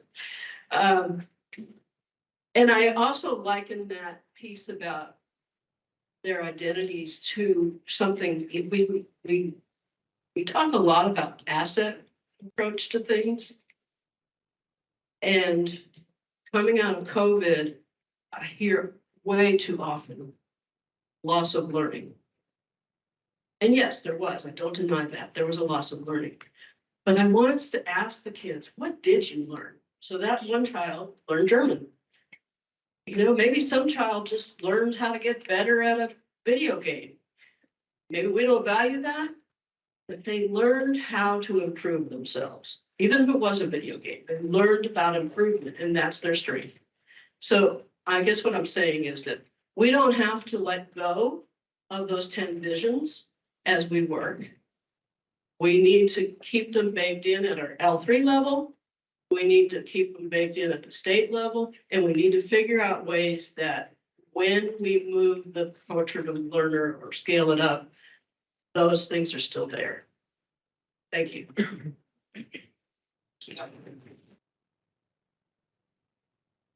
All right, thank you, Marty Polio, Superintendent, Jefferson County Public Schools. And I am finishing my 28th year in KTRS, so I can be a lot more candid with everybody here than some other people can be.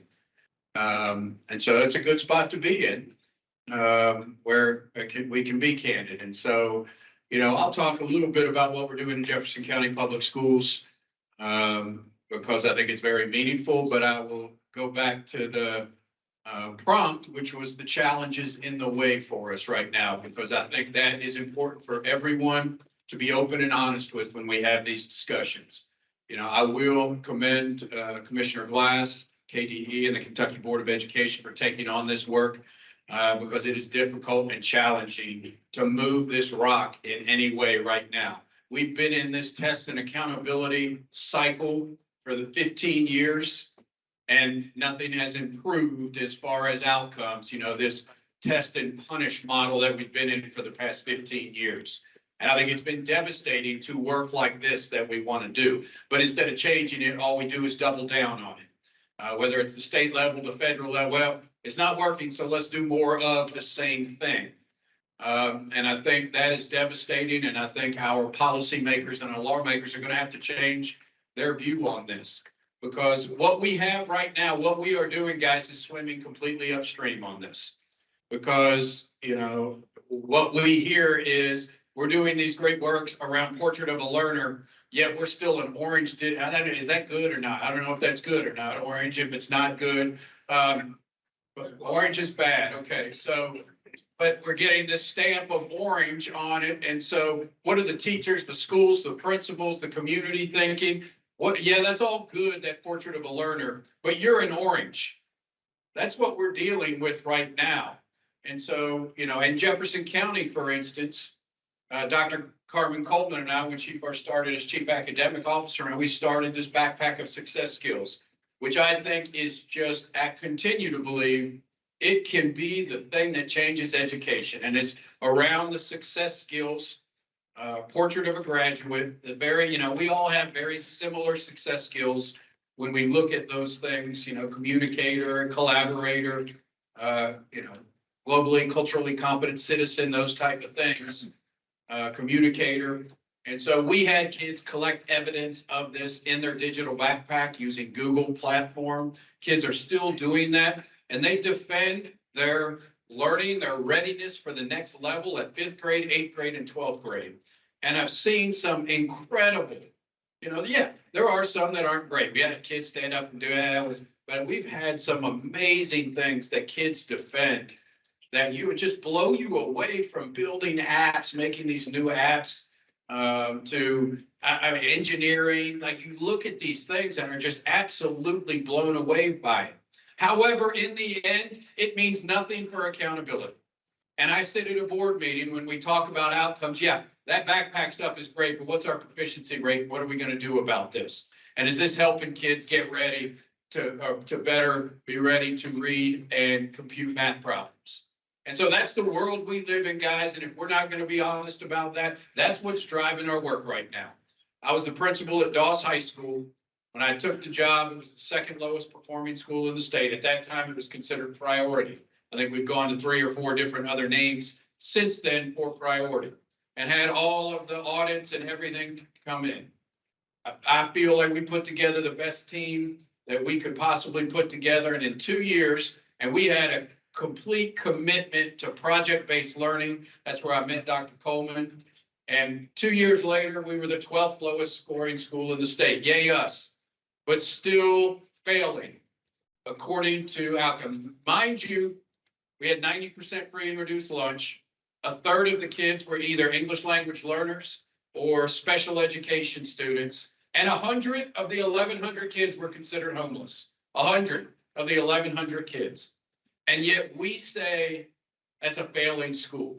When I would say at that time, I'd put it up against any other school for what the adults do to meet the needs of our kids. So until we have a true assessment or accountability model that, first of all, is not who are the winners and who are the losers. As long as we continue to have winners and losers in the education game, it's only going to be about the adults.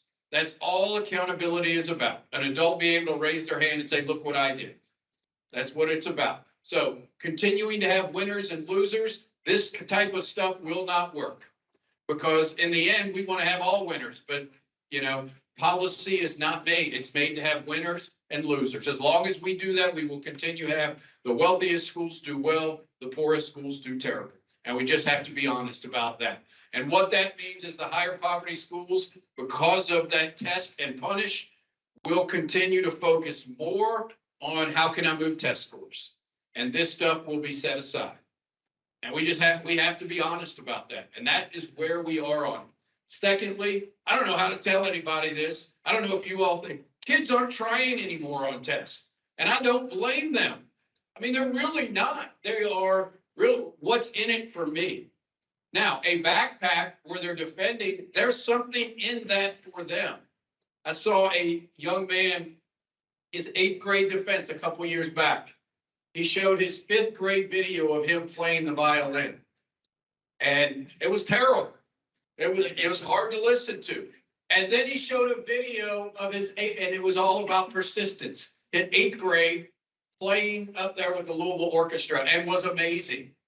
And we have to say, like, is that not more important than the standardized test at the end of the year? But I'm telling you, kids today more than ever are what's in it for me. And as adults, we are begging kids, please give your best effort on this, even though there's nothing in it for you. Maybe you can win a raffle ticket for a bike at the end of testing. No, thank you. I'm not interested in that. Please try your best. To the point, my daughter, who is now a senior and graduates in 4 weeks, it breaks my heart. My only daughter, my only child, but she goes to the top performing school in the state, DuPont Manual. It's the top performing because it's selective and they have less than 22% free and reduced lunch.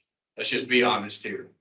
And kids are walking in, and I can, we have great teachers there. I'm not saying anything, but most of the kids there, they're going to do well no matter where they go. And so this is the top performing school in the state. And it was test taking time, KSAs last year. And none of the kids were like, I don't want to do this. And my daughter says, come on, guys, do it for Marty. He needs you to do it. And she came home after the assessment and said, Dad, I couldn't get him to try. I mean, these are your highest performing kids. And then we use NAEP as well and say, well, what about NAEP scores? Do we think kids are trying on NAEP? They get pulled out of class to come down to the auditorium to take the NAEP. What is this? What am I don't get anything. Okay, we'll do it. We have to be honest about what we're doing and create an accountability system that matters for kids. I believe, yes, we should have an accountability system that is what? Okay, it's informative to the community and to the parents about what's happening. All right, and so I believe we can have high-performing schools that are successful and effective, high-performing schools that are ineffective. And the same for low-performing schools. And we have to own that, and we have to say it's more about what the kids are doing to prepare for success. And until we do that, our backpack of success skills will not take off like it needs to.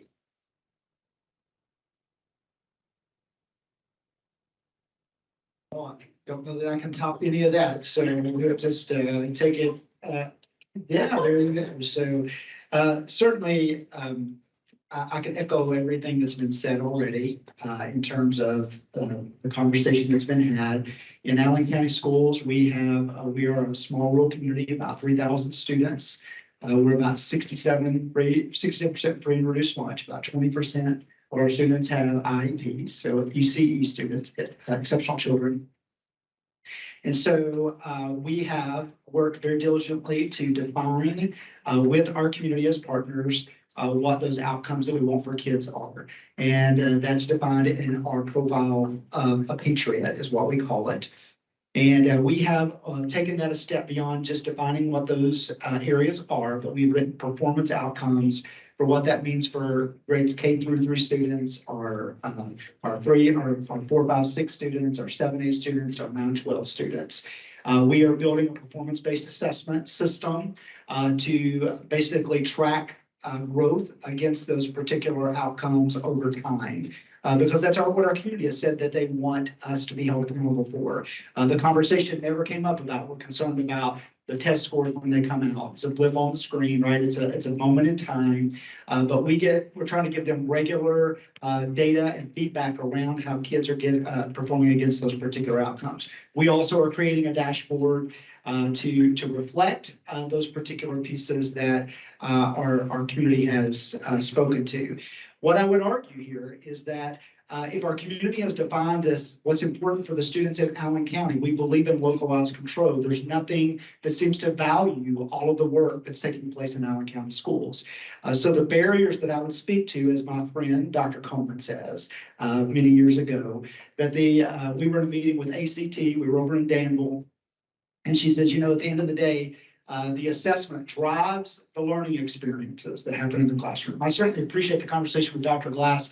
He's continued to reiterate how we have permission to redesign to the learning experiences in the classroom. The truth is, the assessment doesn't value all learning experiences in the classroom. We still are going to give that multiple choice test. We're still going to use extended response. You probably remember if you were for the launch of the Kentucky Now We Learn convening, I spoke about my child. My own personal child, right? I spoke about me being a principal at an elementary school.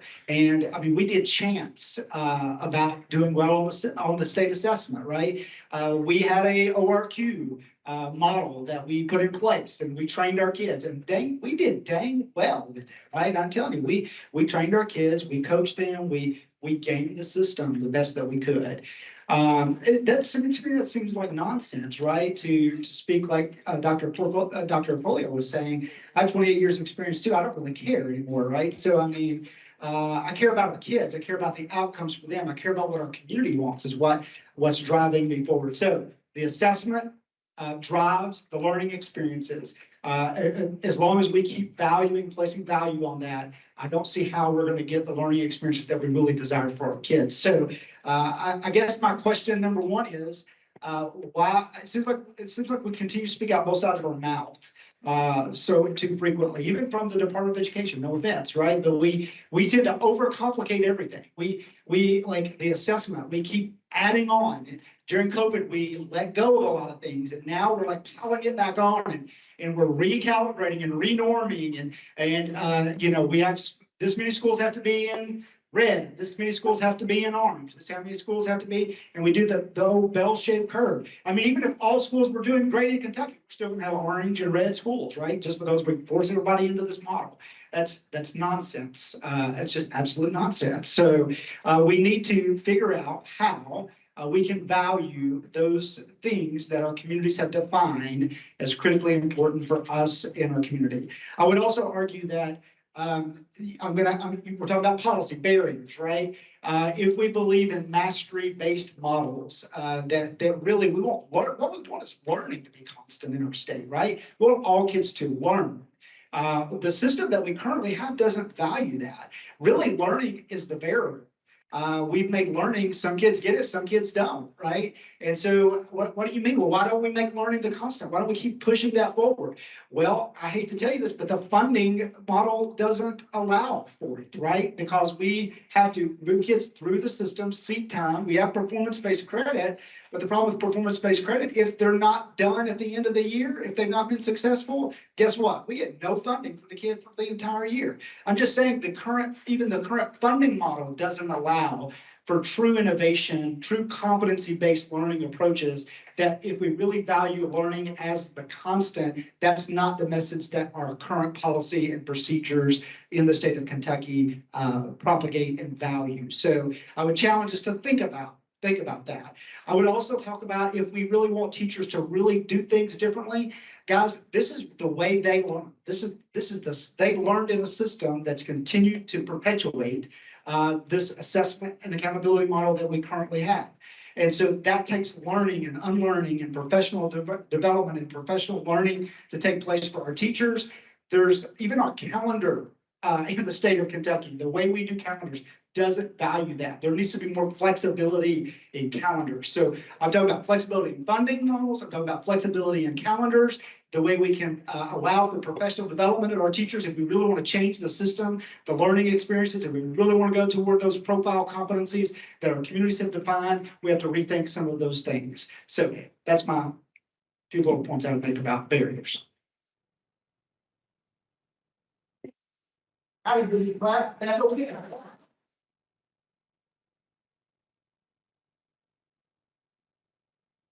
Another big round of applause for this panel. Thank you all very much. So you heard from 4 different communities about how they're going about this work. And you heard about some of the challenges that they have, some of the things that are in the way. What we'd like you to do is, at your tables, take 5 minutes and discuss what you heard. What do you think the challenges are? What do you think are the promising practices? And for what is it thinking about that? What are my big concerns?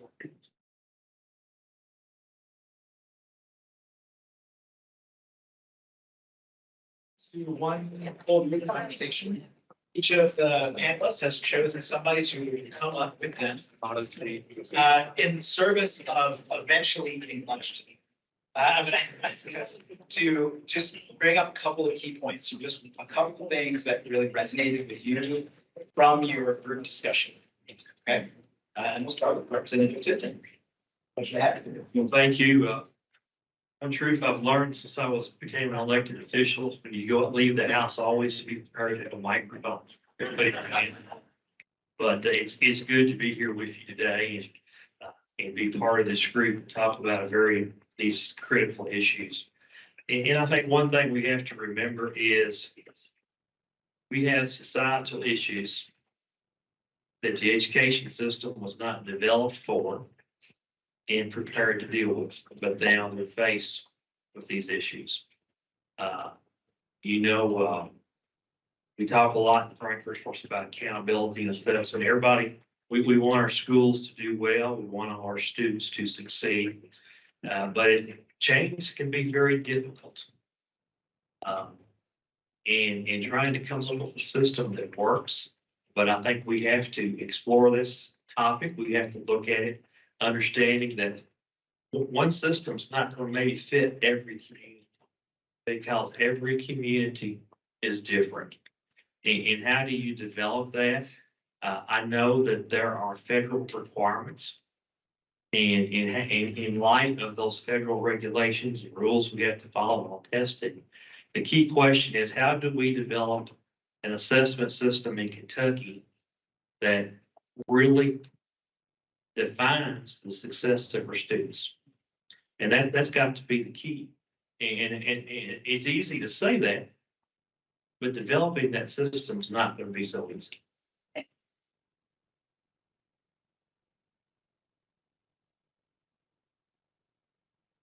Okay, hi, I'm Rose. I am a sophomore right now, so that means that in like 2 weeks, I take KSA testing for reading and math.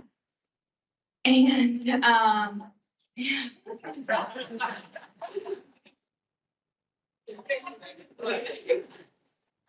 but like what I want to talk about is like the student perspective of that. So like I've been taking, well, it was originally called K-Prep when I was in elementary school. And I've been taking that since third grade. And there's, as a student, like whenever that always rolls around, we've either had a teacher who's been like, oh, we need you to try really, really hard because we need the school to look good. Or we've had teachers like, it's state testing. Just do whatever you kind of want. I watched my fellow classmates fall asleep on tests. I watched them finish in 5 minutes. I watched them be like, oh, yeah, what's state testing? You have that today? What? There's just really no accountability for us. Like where it doesn't affect us, we feel like we almost don't have to try. Right? And back to what you were saying, like I'm one of the top people in my class right now. And when KSA testing comes around, I'm like, I feel like I have to try because that's how I've always been raised. I've always been raised that you do your best on everything, no matter what. But some of my classmates don't feel the same way. They weren't raised the same way. So it's just it's different, right? Students aren't held accountable to that. Therefore, we don't feel like we have to do our best, and we feel like we don't have to try. We feel like what does it matter? It doesn't reflect us. We still move on to the next grade, right? And I feel like we have to change that, because if we want students to do the best, and we want students to, really prepare ourselves for like our next steps, how is that really preparing us? It's not. And I feel like we have to change that. I have siblings coming up. Like I have a brother who's in 2nd grade who will start state testing next year. How am I going to motivate him to do good on that? I don't know. I hope that's something we change. And even as, like I said, I'm a sophomore, so I'm going to college in 2 years. Kid in that red school, well, you're a red kid, right? Like you internalize that. It does something to you. And so if we can have an accountability system that really values our learners as people and shares their strengths and not just their deficits, I think we have the ability to change that narrative to be one that really serves our communities and tells stories that our communities can buy into. Because right now, like schools, parents, community members, they just see that test score. They don't really understand what is it really even measuring, right? And quite frankly, if you look at it, a lot of it's probably really not what they value. So I think the accountability system, if we really look at that, that's one of the linchpins that could really change the narrative on this work and make that accountability system like a tool, like that really is useful to communities rather than just a color narrative.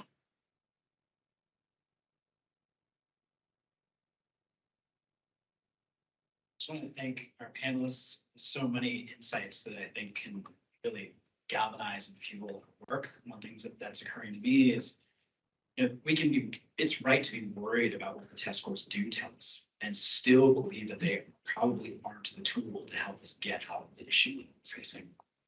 So just thank you for helping me get to that insight. We're going to take a 5-minute break and get our next panel, where we're going to turn away from the barriers and we can, I think, see a picture of the barriers and start thinking about what are some of the experiences that we see, and start looking forward and start envisioning a little bit about what's possible. Again, round of applause for our panel.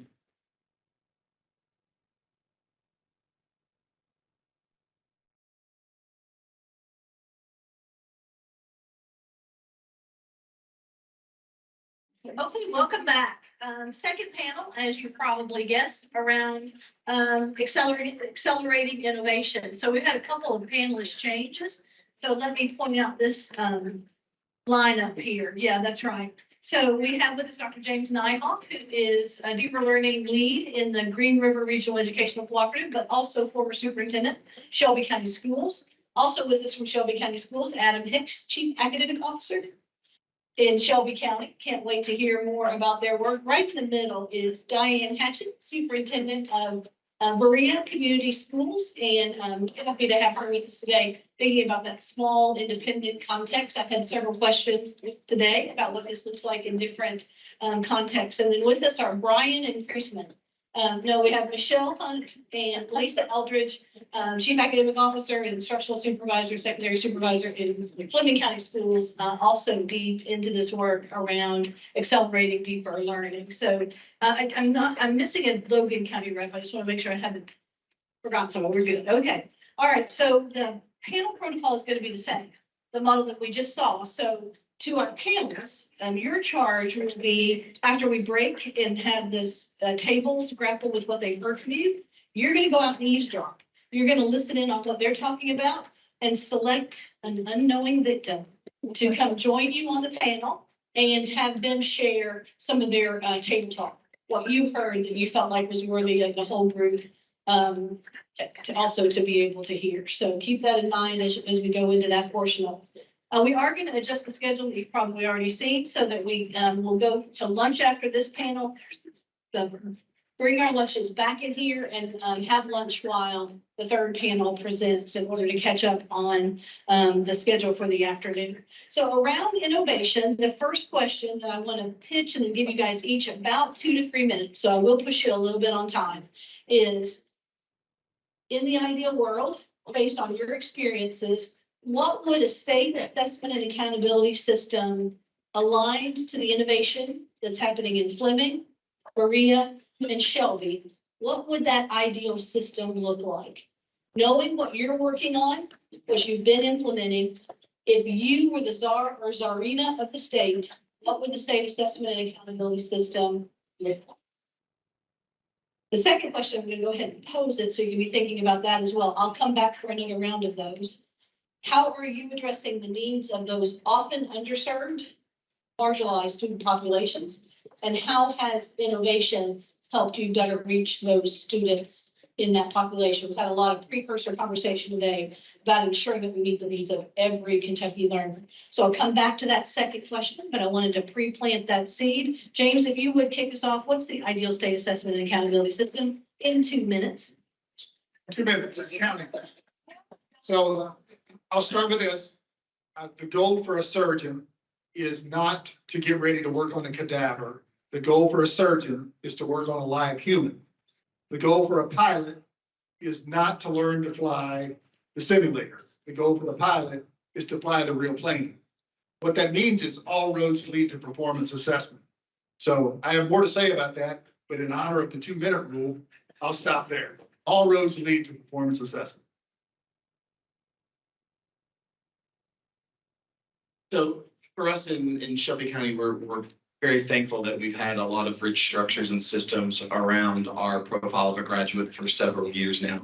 And so when I truly think about what an assessment and accountability system could be for our kids, ultimately it would be one that would allow us to not only close gaps, but to provide, more importantly, the context that a traditional assessment measure does not measure. I'll talk about this with the second question, but 1 out of every 4 students in Shelby County in public schools is Hispanic. We have the largest percentage of Hispanic students in the state of Kentucky. And so within that, as a former district assessment coordinator, you can argue metrics all the time, but the context that rich, vibrant learning experiences create for our teachers and our students are absolutely immeasurable. So that's what I would like to tell.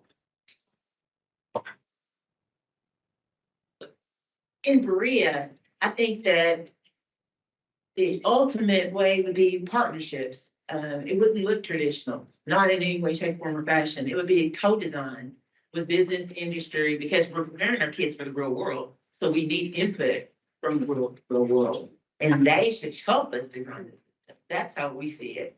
Right now, we have a large population of special needs students. 26.5% of our students are special education. We're partnering right now with Parker Hackland and KDE and Berea Makerspace, and we're looking at ways to what's going to happen in the real world. Parker Hackland designs these O-rings, exactly. And I'm giving you a shout out on the same time. Lynn Petrie That group is amazing. So the work right now, what we're doing, we've got our special education students. We've got our students that have issues, maybe behaviorally, social, economic student, poverty students working together. And we've got kids that are regular. We've got the whole gamut, JAG students working with special education students. But we're also bringing in industry, and the industry team is working with our special ed team to look at ways, what would the special ed students in the real world who become adults, how can that group be the pipeline that fills positions? That's where we're going to say, because that's the group that people feel like nobody channels into, and they left out a lot. But that's a huge population. That's the largest minority group there is, where it goes across everything. So what we're doing right now is trying to figure out what is the way that we can bridge gaps and open doors. And so we're being creative. A lot of our kids are hands-on. When I ask my students, I know we got 2 minutes, I know I need to make it really fast. But when I ask the kids, what's the best way for them? What would they want to see? Things change. They said hands-on, more hands-on, real-world stuff. They said, yeah, we can study stuff online all day long. We can study stuff with books and papers, but in the real world, that's where we're supposed to be at, right? So wouldn't we have the real world help us design the test? And shouldn't they get some say in what it's going to look like so that we can actually truly be prepared? And when we get out there into the real world, then we're not going to be like, oh, wait a minute, that's not what I signed up for. You know, right then. And that way, though, they've got those positions already ready. They can already assess our kids. They should start from the very beginning when the pathways are actually chosen. And actually, my kids think they should have opportunities throughout with a growth mindset to test. That this shouldn't just be at the very end of the semester. They start in the very beginning and co-design what it's going to look like.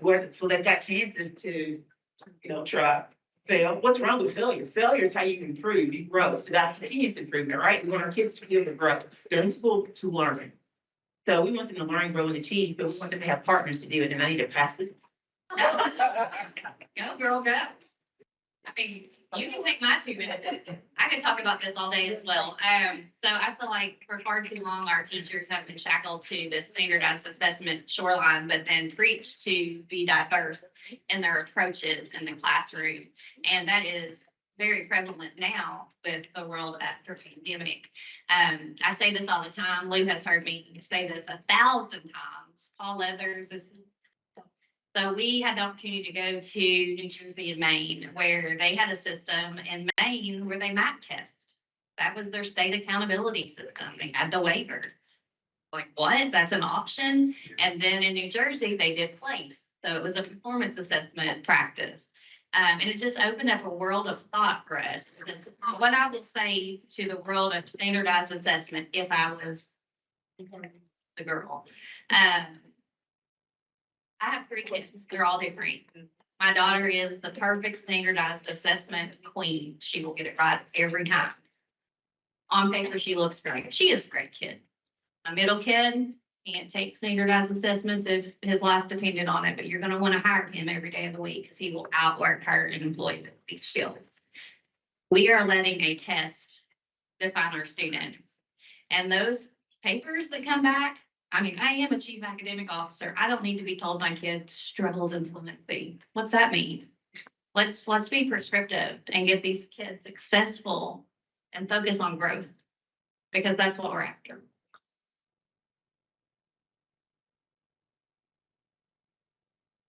Oh, amen. Everything that everybody said. When it comes to our communities, all of our communities are different. We have different needs, different goals. Populations look different sometimes. I think an accountability system needs to be flexible enough to work for the needs, the wants, the aspirations, the goals of each of our communities, and that we develop something that our communities are going to want to look at, going to want to understand, care deeply about, and buy into so that they can work with us to help their kids grow. What we put out there for them to look at now means absolutely nothing to them. And we spend a lot of time trying to explain it when really we would get more bang for our buck if we just said, hey, let's sit down and talk about the standards that we're trying to teach, the ways that your child can learn them, and demonstrate their learning. And we're all about growth in Fleming, and that's where we're putting all of our chips in that basket and looking for how we can get our kids to grow and how we demonstrate that and show our community, all of our stakeholders, where our kids actually are and what they can do. Excellent. I'll have more of this assessment accountability system that lead where all roads lead to performance assessment. A system aligned to agreed upon portrait of learner assessment skills.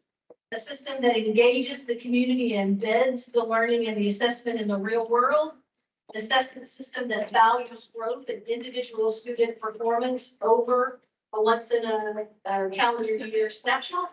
And an assessment system that really matters, where the results matter to students, they matter to families, they matter to communities. I'll have more of that, please. All right, so the next question. Yes, the next question then is, when you think about the innovation that you're leading in the deeper learning work at Brett, and you've gotten Shelby continuing around your portrait of a learner, Maria, and the conversation that Diane just had about what's happening for our students out in the community, and then the Fleming portrait of a learner based work that's happening there. How have those innovations better, I'm making an assumption that the answer is yes. How have those innovation systems better met the needs of all learners in your system? Diane mentioned students with disabilities. We talked about students who learn and test differently. How have your innovations changed the learner experience around equity for every learner? Well, from my role in GREC, being there less than a year, almost a year, I can't talk as much about what I see in the rearview mirror as what I see in the windshield. However, we're seeing some and hearing some things in some of our districts that I can respond with regard to. The word meaningful is showing up a lot of places, in one district, even in a mission statement. Recently in the new mission statement, but the idea of meaningful learning is a really important piece in multiple districts across GREC. So where I see that is with performance tasks. It's interesting that performance tasks are also being talked about in conjunction with project-based learning now because of the big project-based learning across the state of Kentucky. And I have a little timeline that I use in slides sometimes, which talks about the project method of learning, which was heavily touted in 1912.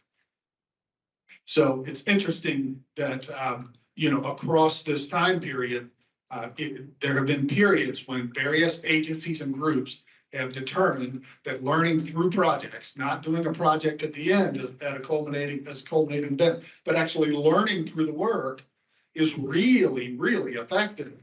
And so I would say that I'm hearing and seeing that as an innovation now. On the other side of the coin, it's proven. It's proven. It's not a guess of whether it works or not. There's a lot of history that shows that it does. So in Shelby County, we mentioned earlier, very fortunate to have a really robust defensive learning structure where every 5th, 8th, and 12th grade student in our community that you're currently sitting in truly defend their learning. And when I say every, I truly mean every student, from students with moderate to severe disabilities to students who are English language learners, some of whom at 18 years old might have come to America for the first time and are doing a defense in maybe like after 3 months of coming to Kentucky. And so the power of equity and inclusion that I see in our district, again, it's just absolutely immeasurable. The other thing that a really robust defensive learning that is centered around a profile, a portrait, whatever you want to call it, it's truly a synthesis of learning. Your base standardized test is a postmortem. It's a quick snapshot. You either got the question or you didn't, and you move on.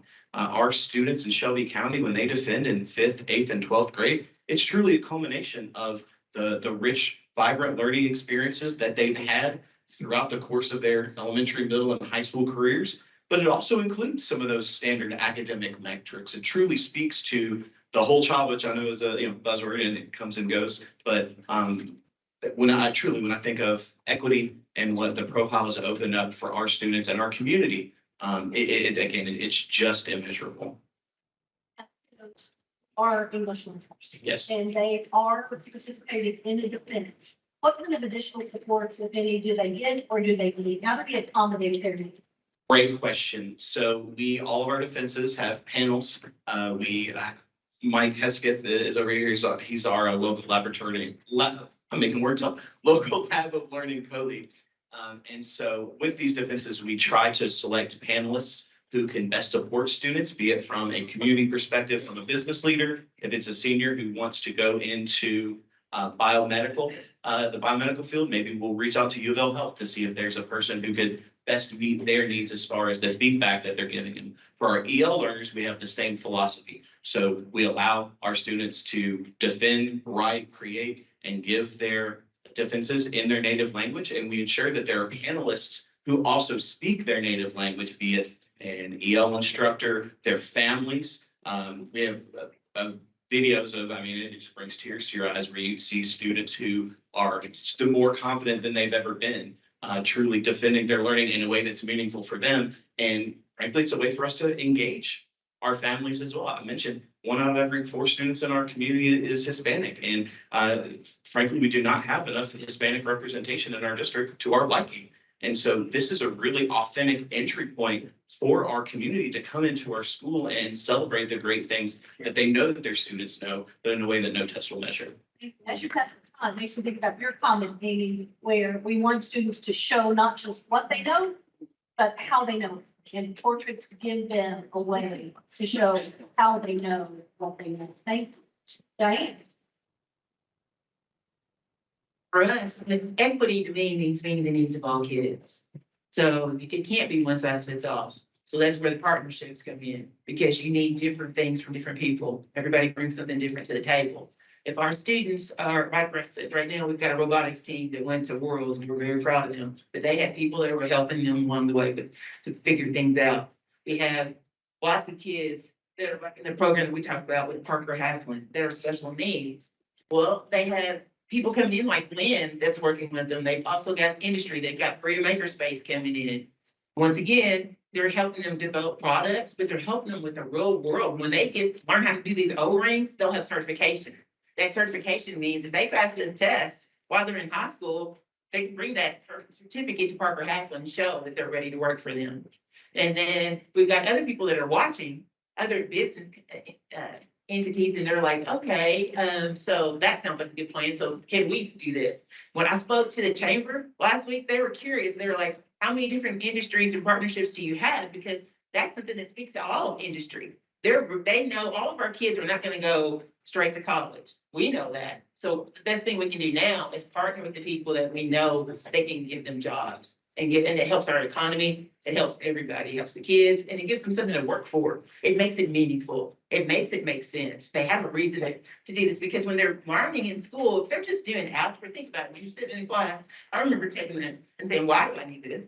But if I know it's going to help me, this isn't really, and it's going to be able to something I can apply to try to figure out a problem, making it more problem solving, then it's more meaningful. It's intentional, and it gives them a will to want to serve. And mind or to be great is their motto. Yeah, relevance is the key to hook kids. Now, they're not gonna hashtag do it for Marty, but there's an element of reason they're gonna step up. And it's living. Okay, so with the equity piece, I will say that I feel like it's leveled the playing field, because our strong test takers, our good doers, our follow the rulers are struggling with innovation. And our kids that need a different way to prove themselves are really thriving. So I'll just use some first names. So let's talk about Cham, who came to his defense, and his problem solving defense was he had to buy a lawnmower that didn't work because he didn't have enough money to start his business. So his dad had to rebuild the motor.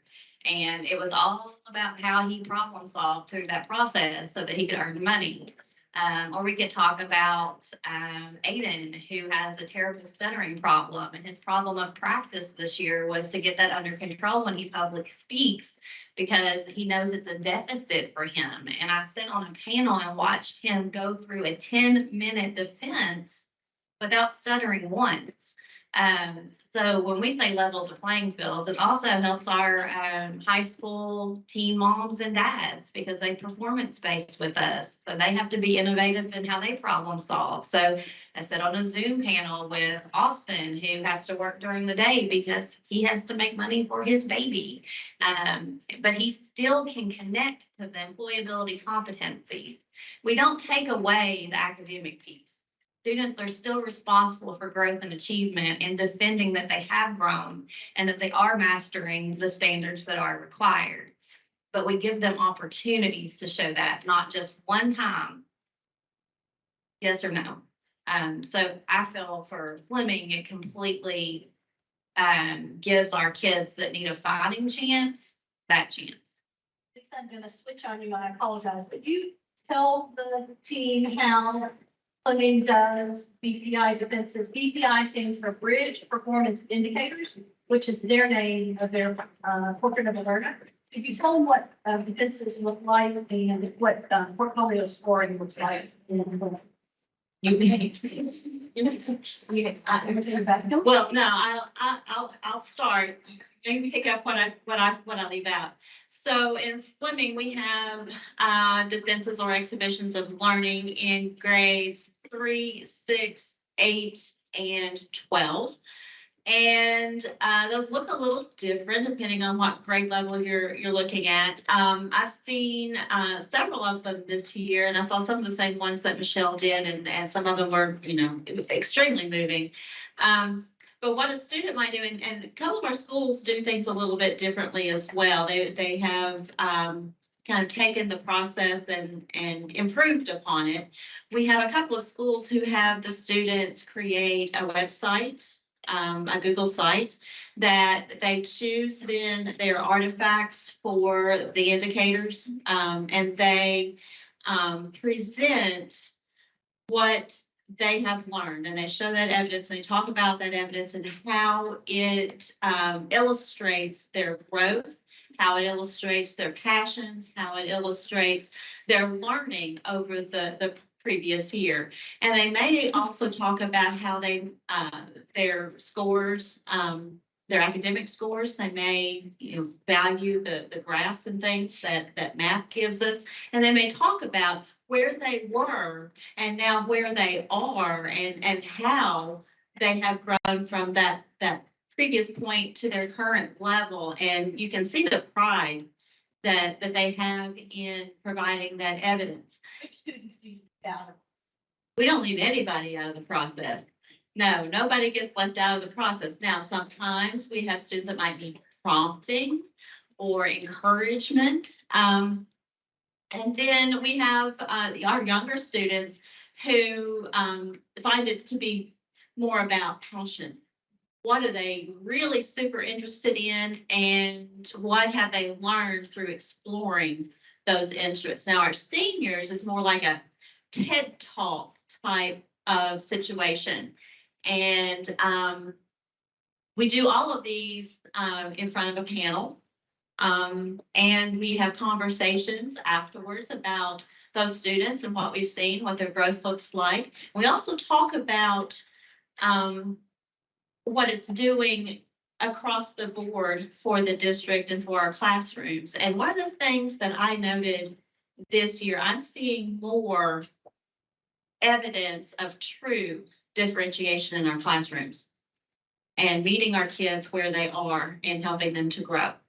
Great. Another example of how the assessment system flags the dog of the instructional practice. Excellent. What I left out was how we score our a big mess, all hands on deck. Yeah. Experience. It wasn't messy. It went.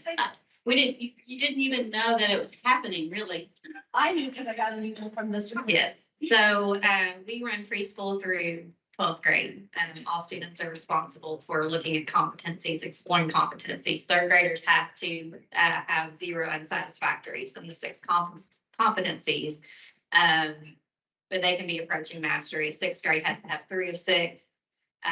Eighth grade has to have 4 of 6 mastered. And our juniors, if they want to co-op, they have to have all 6 mastered before we let them go out into the workforce. Seniors have to have 6 out of 6 mastered to get a diploma, which is board approved. I want to shout out Karen, Lou Young, Jerry Swan. We use TOTE as our system of measure. He has been a godsend in Fleming because it's real. We feel like we have that system. And we have a day that all teachers come together and score our students. So they get the day off and we come and we score and we read their profiles. We watch their celebrations of learning. I got this, Carmen and Susan too. They've been huge in giving us some great tips on how to do things. But it's an all hands on deck for sure in Fleming. No offense, Commissioner Glass, but I have never seen a parent like put the standardized assessment note that they give on Facebook ever. However, I do see parents come to these celebrations of learning and boast on how far their kids have come. So it matters.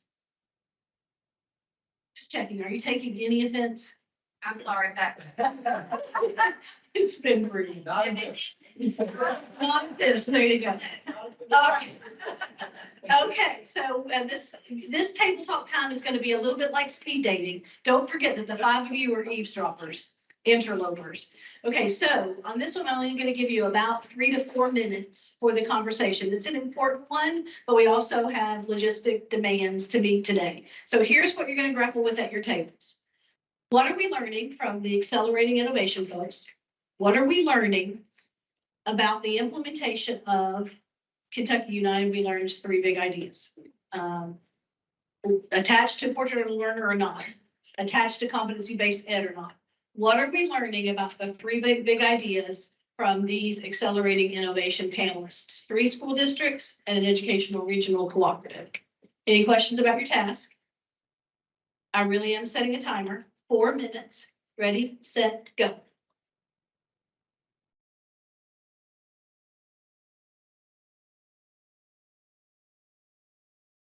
All right, welcome. Lisa tapped Raider on the shoulder. I can't remember your first name. Nisha. We got Kathy and we got Justin. So a lot of student voice along on the group here. So what I'd like to hear, I'll start with Kathy, if you would. What are you beginning to hear as recurrent patterns in the conversation? What were the big highlights from your table, please? Gonna pass you the mic. The highlights that I heard from everything that we've been saying all morning has been and has resonated with me is relationships. Because we're talking about putting the student first. The students have to have relationships with the people that we are asking to educate them. And so those relationships, what does it look like to build a relationship with a student? And I can imagine what it might look like in a small community, because I grew up in a small community where people knew everything and everyone. And now we have larger communities and we have larger school districts, and building those relationships and the professional development that comes from teachers in terms of how to build those relationships, because that social emotional learning is definitely a part of who our students are and what they can become. So we've got to work towards that. So that was just the thing that has just stood out for me the entire time. So if I could just have the commentary that I love that we're having a conversation about innovation and assessment, but we kick it off with what we believe is the most important, and that is about the relationships. Often in education, we think about relationships for everything except for the test. So I think that's very insightful. Thank you. Oh, thanks. Hi. So on accelerating innovation, I think that for some schools, they don't have the resources to accelerate innovation like other schools. For example, let's say you have a student who wants to maybe get into robotics, but they don't have any of the things to do anything that has to do with robotics. for example, in my school, we don't have like a robotics club or resources to be able to bring that to the table. And you could start small and maybe join a physics class, but you need at least 15 people for that class to exist. And you don't have 15 people, and you don't have the physics teacher to teach the students. Yeah. So I think that we need to start by introducing things like that into like the things that we're learning already in school. For example, we need to maybe get into experimental learning into things that we're doing already in classes. Because you can tell a student that, okay, so this is math class and you're doing statistics and this is gonna help you in the future, but then you're not telling them or showing them how it's going to help them. Because, for example, a journalist is gonna need to be able to analyze statistics to be able to bring that to the table. So you're not telling the student that this is gonna help them in their career, and they're just gonna think that you're trying to like force a curriculum onto them that's not gonna help them, or classes that aren't gonna benefit them in the future. So I think that accelerating innovation means trying to incorporate innovative ideas and things into what's already there and trying to build on that to create a better learning experience for students. Lovely, excellent. Thank you, Mike. Okay, Raider. I just want to start off by saying that I don't want to undermine the value of having a better education system put in plan and the learning part of the learning experience, because it's invaluable. It would really go to help the majority of students and it would make their learning experience a lot better. But it's just that, it's the majority. And for the minority of minority of students, it wouldn't affect them because of the environment in schools. It's a problem with the hostile climate and the student on student hate that is like rampant in my school, especially. At my school in my county. In my county this year alone, 2 students have committed suicide due to bullying. And this, as much good as this plan would do, it's not going to solve this problem, and it's not going to put anything into place to stop any more of this from happening. Because as much good as you talked about this morning with the making the learning experiences better, it doesn't put anything into place to stop this. In my school alone, so many derogatory slurs are passed around in casual conversation that it's like they're not even noticed anymore. And that is just, it's disheartening. Like I have friends who get harassed just for existing. And the people that do the harassing, there's no punishment for that. And I think that's a little messed up. Just this year alone, I've had talk to people out of a suicide attempt, and I've had 2 friends fail a suicide attempt due to bullying and the hostile climate that schools have. So I think that before we can start setting in place a system to improve education for the majority, we need to make sure that every student has an equally positive and respected environment in the school, so that no students are actively trying to end their own lives or hurt themselves just due to the treatment they receive from their peers. So really, we need to, but before we can implement something like this, I think the big focus should be on creating an equal and respectful playing field for all the students. Excellent, thank you. You rated that too, Beth.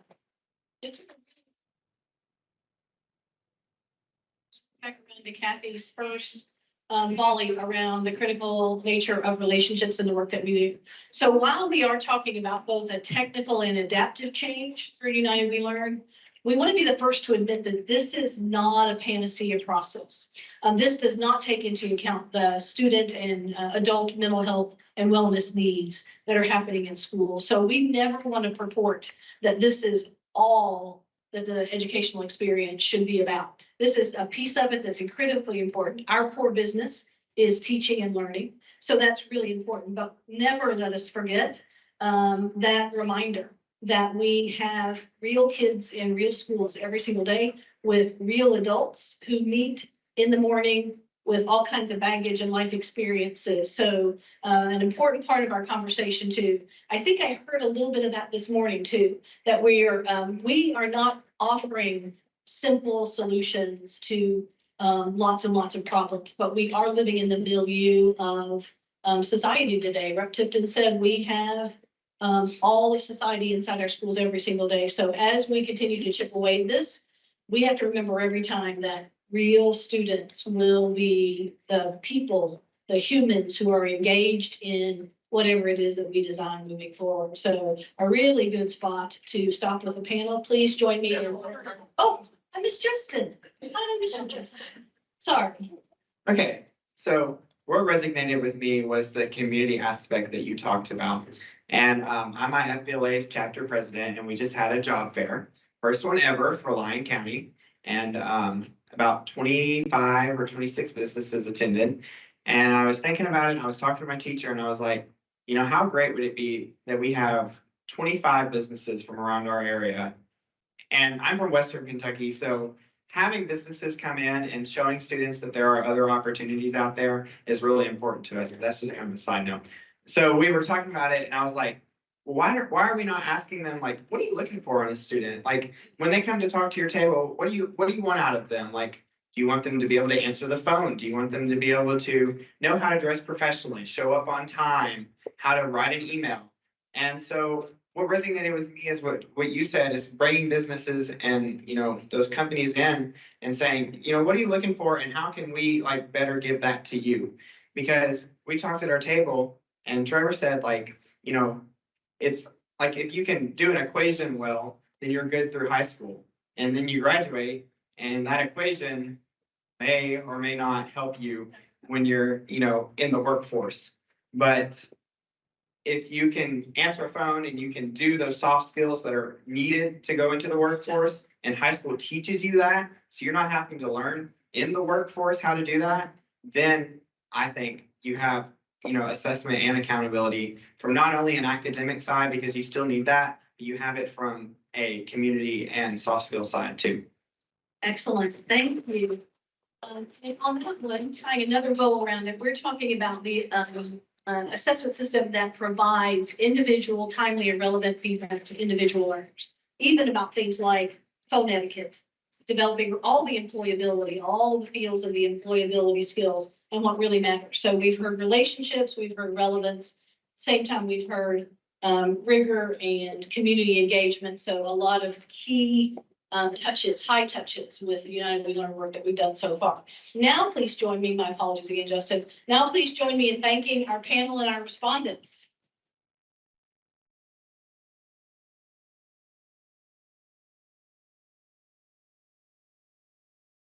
And I'm just gonna hand it over to Rashawn West, who's our moderator.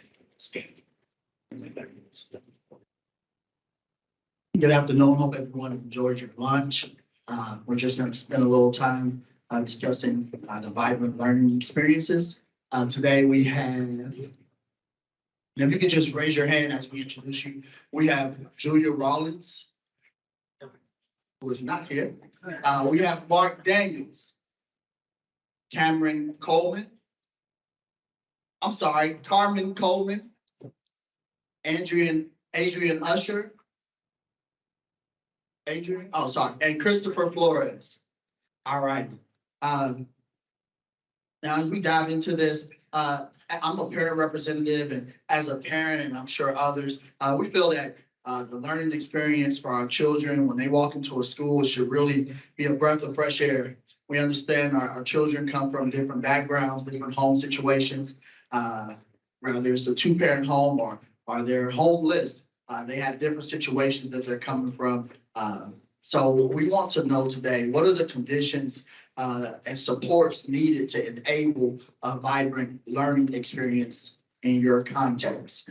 Again, what are the conditions and supports needed to enable a vibrant learning experience in your context? So we'll give you all, let's say, 3 minutes to discuss that. And we are actually going to play a trick. They actually set in order so that Adrian, are you Adrian or Carmen? Carmen, so so that Carmen will go first. So we're actually gonna reverse that and let Mark go first. Hello. Is this on? Okay, yeah. So, yeah, as far as conditions and supports needed, I just jotted down just a couple of things here. Excuse me. Communication and relevancy. I serve as principal over our School of Innovation in Corbin, which is in southeastern Kentucky. We have about 300 students, and when I'm meeting with the student, the first thing I want to say to them is, what do you want to be when you grow up? And, you know, it's great to hear their responses. And, you know, usually you get the, I don't know. You get that, but then you say, well, what are your interests? And all of a sudden we start building a plan for that student, and it's relationships, it's communication and relevancy, and build. And we do a lot of project-based learning in our school. So the students are involved, they're doing lots of hands-on activities, and we've carved out, and that was part of our Trailblazers project with KDE this last year, was carving out that intentional time and making that part of their schedule. So those students, they get out to, are able to go into their pathways and do things that are of interest to them. And hopefully for those that aren't quite sure about what they want, all of a sudden they start finding their place. And so, and that's through, like I said, communication, relevancy, so on. So. I'm Adriana Sure, Assistant Superintendent, Bullitt County Public Schools, and for our context, I would say permission, time, and students. So this work is about students and teachers. Giving teachers permission to make a mistake, to do something different, to look at them and say, okay, I want you to do this and try this, and we're going to be with you along the way, support them. And if it falls on its face, it falls on its face. We pick it back up, we learn, and we go from there. Time to do the work. Teachers have to have time. In our district, we have dedicated learning design sessions for our teachers to have the time to learn this work, to play in the space, to create, to go to their classrooms, to bring it back and share with each other and students. Asking students what they want, being interested in what students want. We did a big survey of students in our district, and many of them told us, I have learned to play the game. Want me to come to class? You want to talk at me all day? You want me to do this work? We have facilitated that system and that culture. So we have to find what it is they're interested in, what is relevant to them, and change the classroom experience. Kids have access to any knowledge they want at their fingertips, good or bad.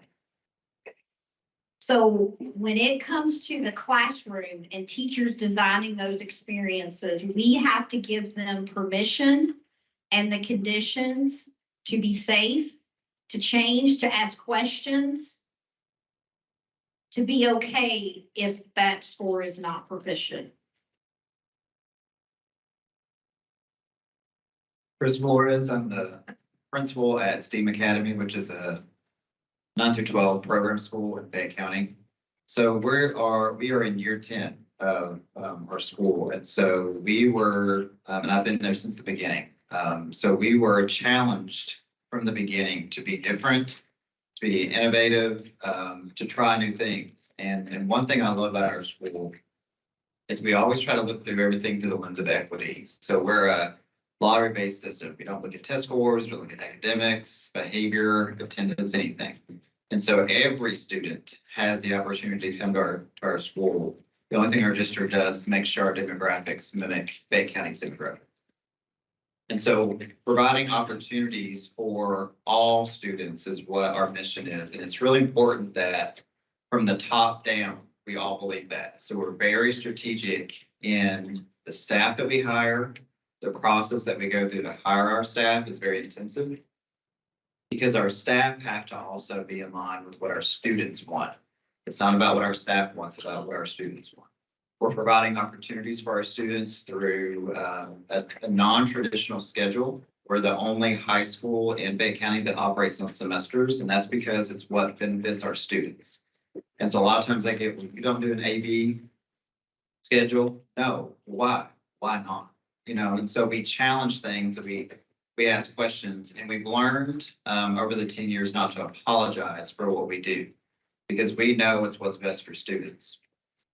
So staffing is really important. Your schedule is really important. And trying to figure out things that are important to students. We are a very heavy dual credit school. And so we want to make sure that all of our students starting in their junior year have the opportunity to take dual credit. And we're very proud of the fact that even though we have 400 students enrolled in our school, I would say by the time our students graduate, 90% of our students have had at least one dual credit class. The majority of them are graduating with us with at least 30 hours or more of dual credit. We've had a few associate degrees out of our school. And so, but if you look at the demographics of our students taking dual credits, it's unlike any other school that you would walk into. We don't cherry pick, but we start with them early on with our STEAM habits, which we've talked about a lot today with these graduate competencies, effective communication, active, responsible decision makers. So we work with them from the time they'll walk in our doors to where when they're in those dual credit college classes, they're ready and prepared. So those are the things, the opportunities, the learning experiences. We are also a high kind of PBL school, but we're not 100% PBL because we understand there are different learning experiences for different students. But I think Adrian stole one of my notes that I've written on the thing. One thing we always tell our students and our staff too is it's okay to fail, but we're going to fail forward. And so we learn from our experiences and we change. That's what project-based learning is. That's what real world learning is. So that's Steve. I'll get great answers. You want me to still answer some? I'll say amen to all of those things.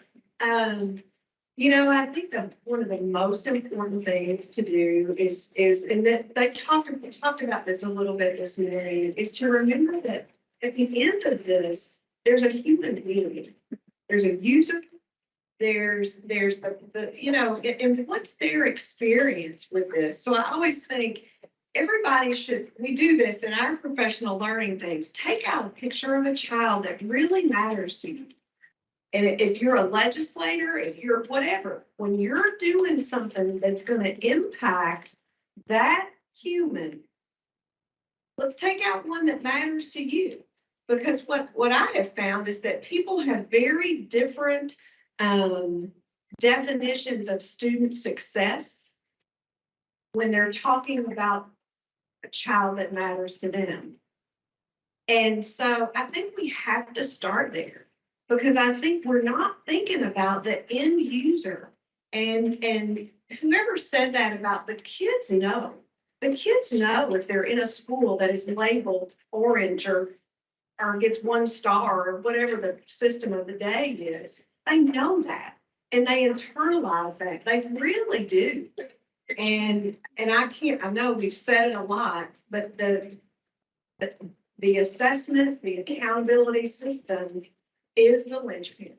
I mean, it is. And even though I see lots of ways you can bring it together, I mean, I think about, all right, but we can't wait for that to change. So we've got to go on and do what's right for kids. And I can think about how you can integrate and do the things, but that still is it's the barrier. It's what teachers, it's what everyone says. And as someone who, you know, Marty will tell you, I mean, he and I sat in rooms together with principals after audits when they were told, based on this audit, we don't think you have the capacity to lead.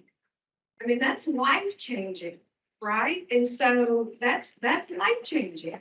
And so to say that we want all these things, but then the system is still coming in and, you know, it's just really, really hard. The other thing I'll say is that I wish we've got to all think about what we know and what science and research tells us about the way humans learn. And then think about so if that's how humans learn, why do we approach school like we do? So I'd love to give an example where I say, all right, let's I always like to ask who's coached a team of 4 and 5 year olds to do anything, right? Okay, so Donnie, you've done that.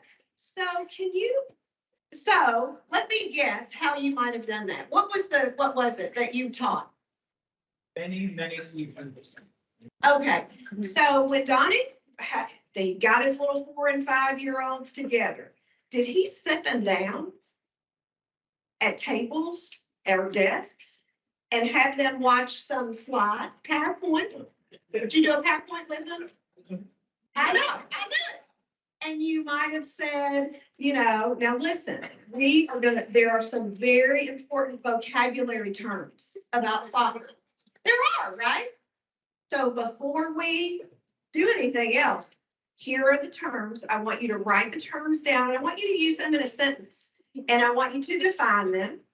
All right, let's do that. We're going to move through every day. We're going to talk about soccer some more. Still sit down and be quiet.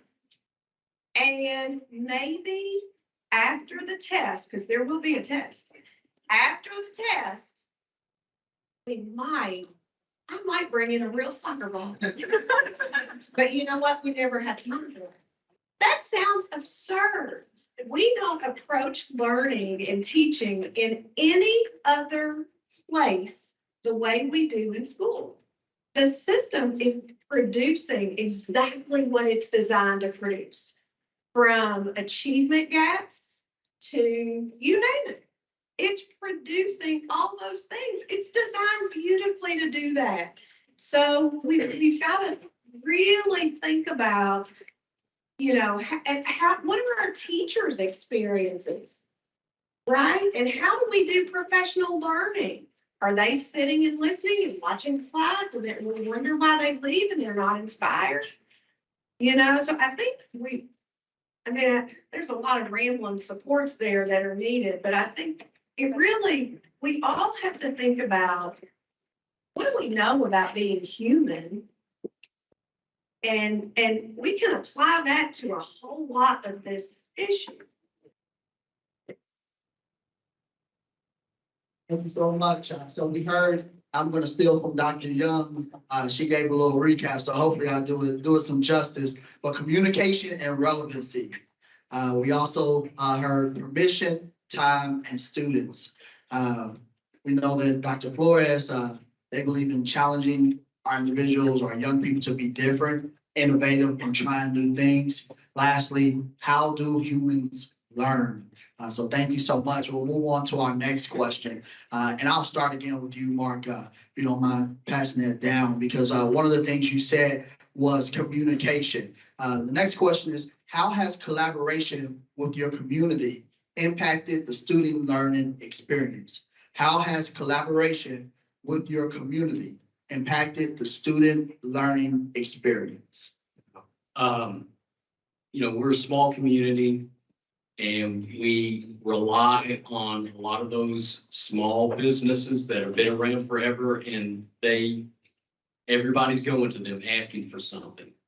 And it's just the philosophy that we try to have is, and we try, because that's important to remember, because we want it to be reciprocal. We want to give them something back so that it's not, hey, we're going to be doing this. Can you donate this? Can you donate that? And, we want to be able to give back to those businesses and those agencies that contribute back to us. So it has to be reciprocal, I guess. And that's the first thing that I'm thinking of in relation to having that good partnership going.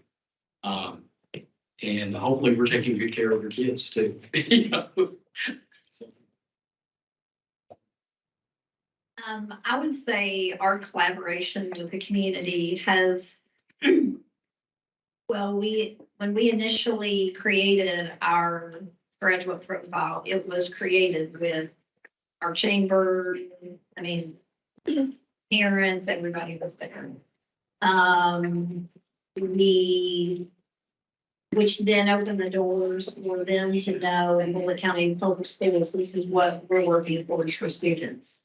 To a few weeks ago, we went to we were invited with some students and they were presenting, and the business was talking to their employees about our competencies and what our students and what, when they graduate, coming to work for them. So it is becoming the way we talk with our businesses, with our parents, with our partners. We bring teachers in to share what they're doing. We've got more community businesses, parents, just community members reaching out and saying, I want to come be a part of this. Let's go to come in your classroom. What are you doing? So it's just really, and it's opened the doors for our staff to understand what the work, sometimes in education, we get in our rooms and stay there in our schools and we don't always realize what's going on in the workforce. So now our staff is seeing that. What are these students really have to be ready for? We now have created we've had a group of kids last night present at city councils on designing parks and projects for the city. So it's really truly, our students are not just students in Bullitt County Public Schools. They are a community member within Bullitt County. I think community can encompass so many things. For our students, they see us as adults in the building, talk every day about, this is what life's gonna be like after high school. And so they hear that from us every day. Sometimes we become the broken records when they hear that. And so it's really important that when we're doing our defenses of learning or things like that, that we're bringing in community into our school, because then they can reiterate what we're trying to tell the kids. And they can really see it in action. The majority of our juniors and seniors, when they're in their kind of dual credit process, also have internships. And so we have one person responsible for connecting our students to kind of real world internships. And we always say, the best internship you can have is when you find out what you don't want to do. Because we're saving parents and families lots of money, because everyone wants to be a doctor and a lawyer. And then they go see their first surgery and they're like, please never again, don't do that internship, you know? And so we try to expose the kids early on to those experiences. And so again, that's another community partnership that we also have. Working with our dual credit partners, we work with UK and we also work with BCTC. So again, we have to collaborate with them in order to develop our schedules or courses that we're taking. And then one thing kind of that's different is our school doesn't have any sanctioned sports team, but we have a very nice gym facility. We want the community around us to know that we are open to them. And so we have different basketball leagues or sport leagues that use our building that don't even have students in our building. But we want to know that we, even though we're STEAM Academy, we're still a part of the community.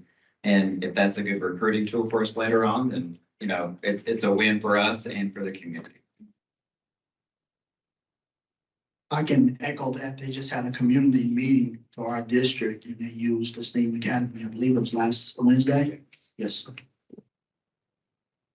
Yeah, I think when I think about the importance of community and the impact that can have, it always takes me back to my superintendency in Danville.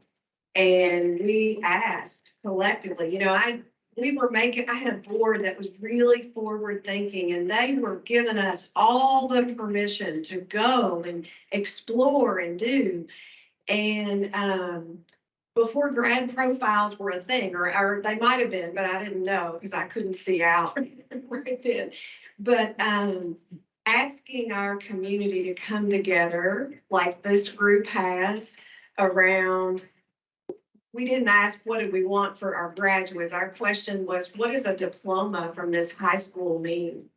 What is a diploma from this district? What currency does it carry? And everyone could go around, and boy, that's a vulnerable conversation to have with business people, because everybody can tell you what they want it to mean.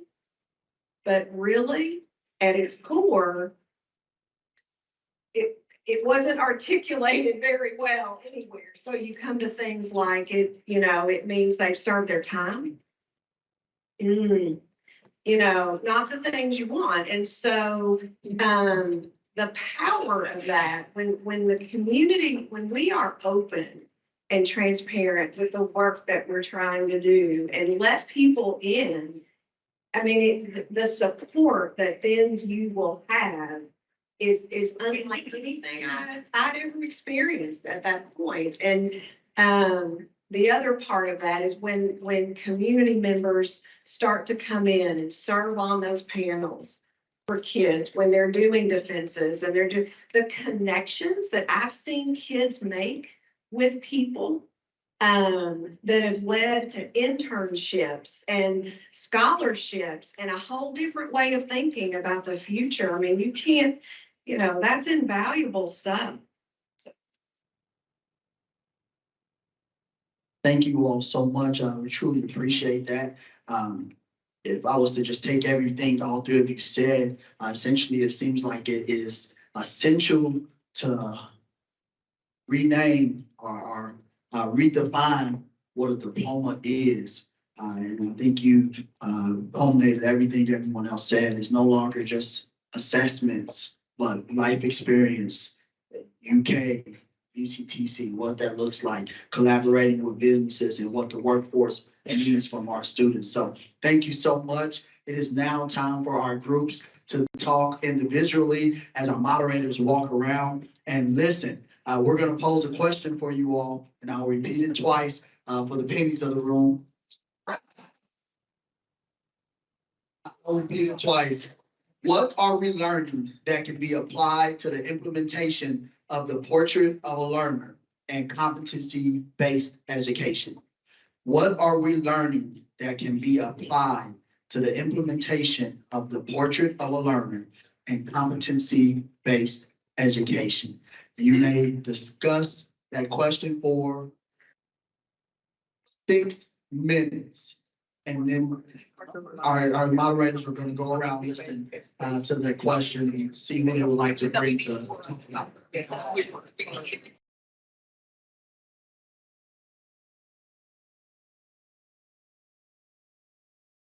So apparently you all stood out to our moderators on some of the conversations you were having. So as we've done before, you're just gonna spend maybe a minute and a half, 2 minutes discussing what stood out to you from the question, what was relevant to you and your table partners. I'll start down the end, we'll work our way down. If you could introduce yourself and your name and where you're from.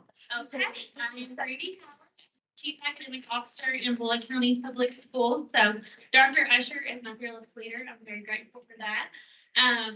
Our table really talked about 3 things that spoke to us about applying the implementation of the graduate profile, but then also competency-based education.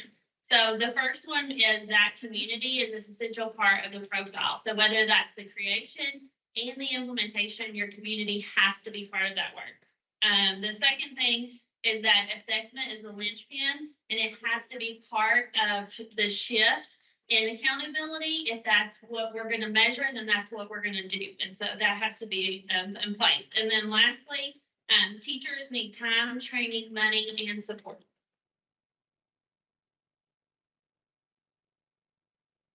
Hello, I'm Hannah Edlin. I'm a former middle school teacher and a current board member for Covington Independent Schools in Kenton County.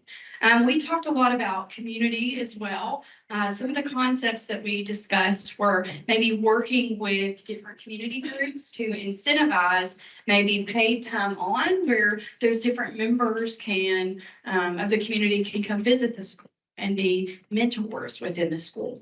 We also talked about this concept of looping. I don't know if y'all have ever heard of this, but where like assistant principals, they stay with their sixth, seventh, and eighth grade class and they loop, but applying this application to community members and maybe saying, all right, community members, who wants to take on the class of 2026? And you all are going to be in support of this class from the time they enter sixth grade to the time they graduate high school, and applying that concept of looping, but bringing in a community piece.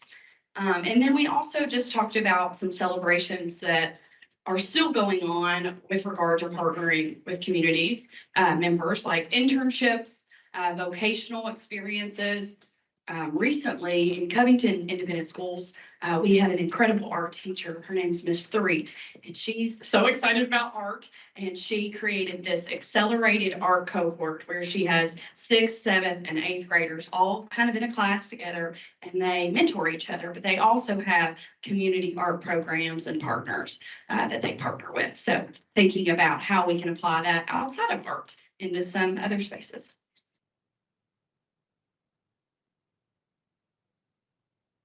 My name is Dr. Michelle Chevelle. I teach at the Henderson Community College, so I am an educator, higher education educator. And in our table, we talk about how it's important with dual college classes in the high school and how it's important to make that transition to higher education because the students are able to understand what it feels like to be a true college student that bridges the gap for them to pursue education. And I was telling them how that's important.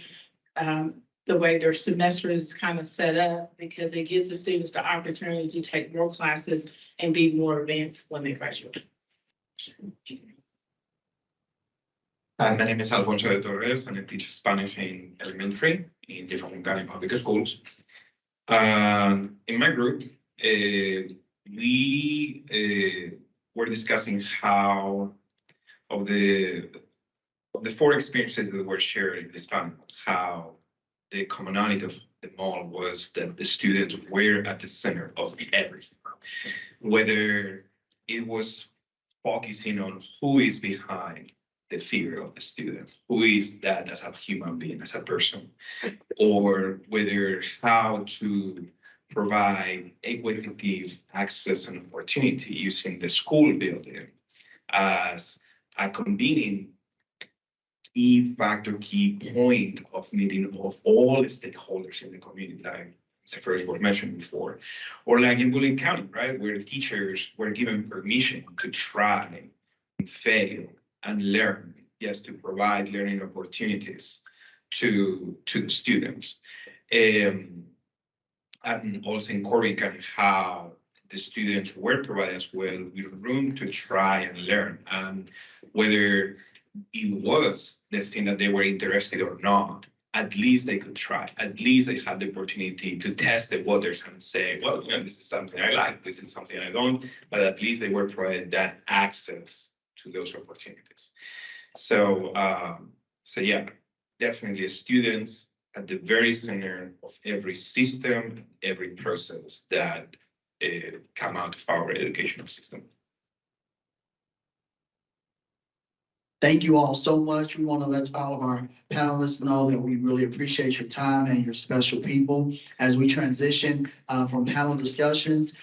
Essentially, it sounds, I kept hearing community, teachers, students, and I may need to say that vice versa, but students, teachers, community are essential in the success of Kentucky United We Learn. And I think that's something that our elected officials need to remember, that they represent the teachers, the students, the communities, our personal agendas. Thank you all. You're in the hands of Dr. Glass, Donnie.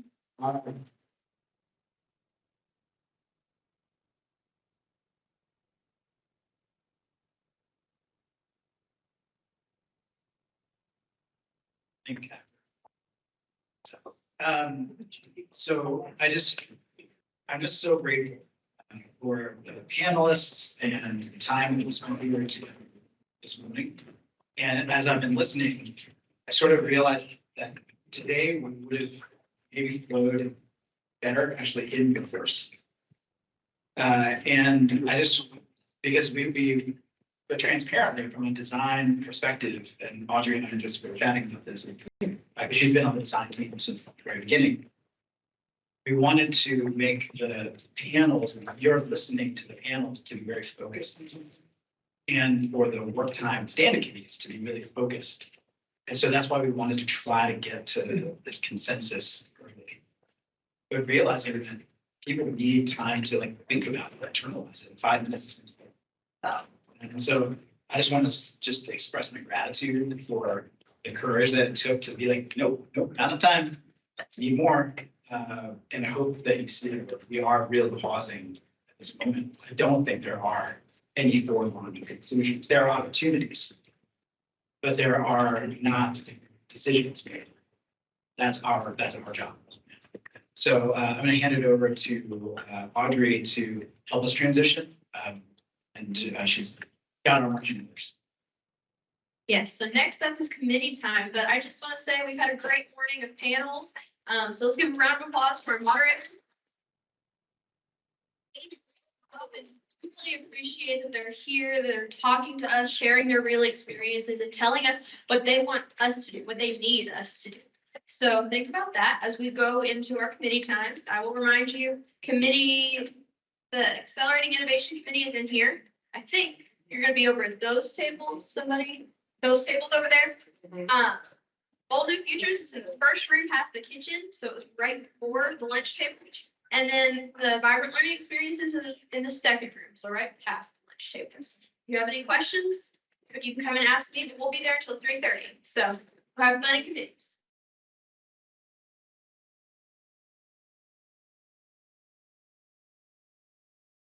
Thanks for sticking around here to the end. We wanted to get report outs from each of the 3 standing committees. So let's start with our Vibrant Student Experiences group, who can act as their spokesperson and tell us what they'll decide the board are. Oh, they're not back yet. Well, or there's some of them are back.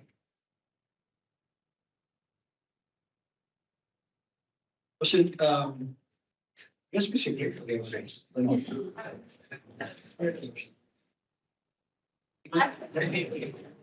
Say no. Okay, so all right, they're going to go bring in that group, and yes, that'd be great if you can give us an update.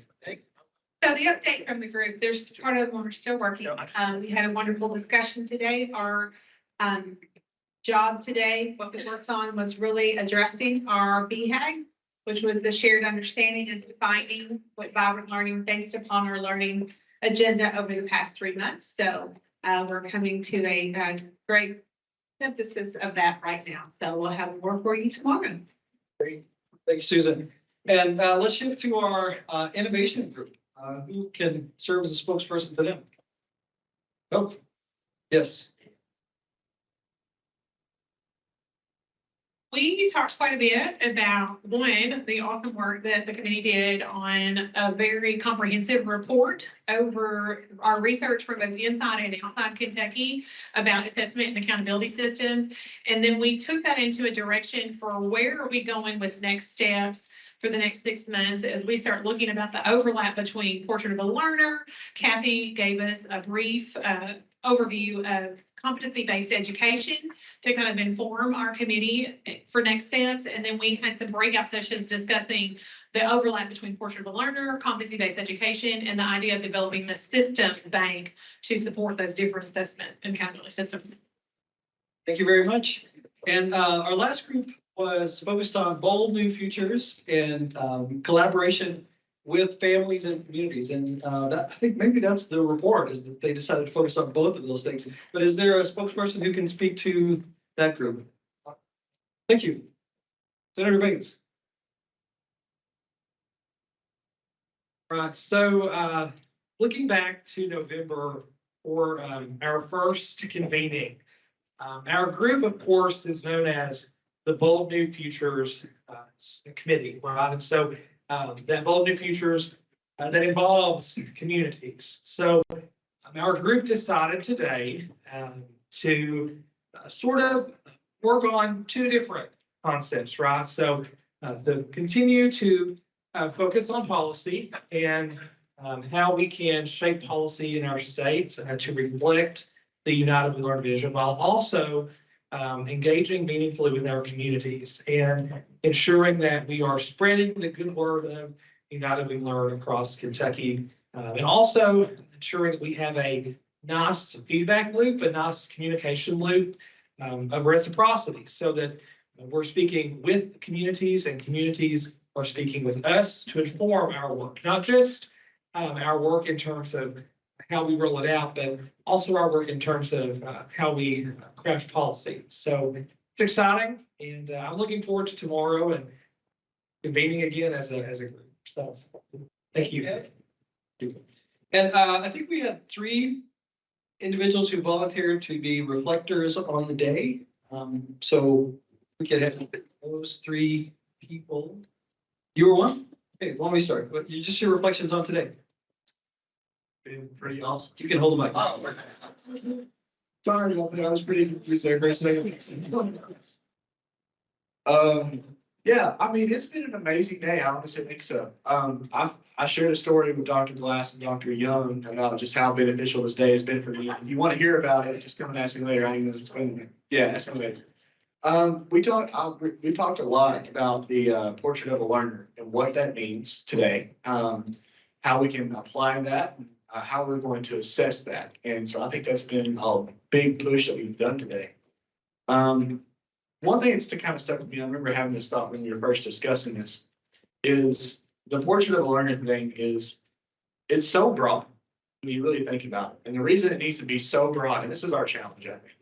The reason it's so broad is so that it can impact every student, so that it has a pathway for every student, whether this person's a straight A student or if they're failing honors English or failing English. And so I think that's very important. That's something we're trying to apply for them, but it's also so in depth. It's almost like,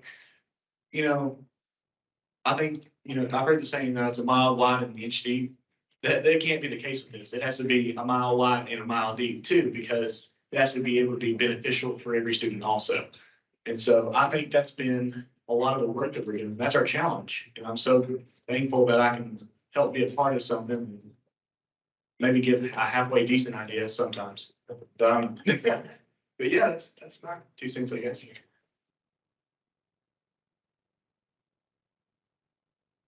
And I think Trevor's big news was he got a date for next Friday off Instagram for photos here, right? 2 days for next week. So how about that? Let's see, another reflector, someone else that volunteered.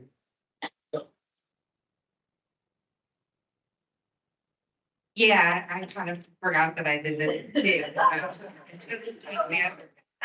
However, my reflection for the day is that there is a lot that I don't know that I don't know.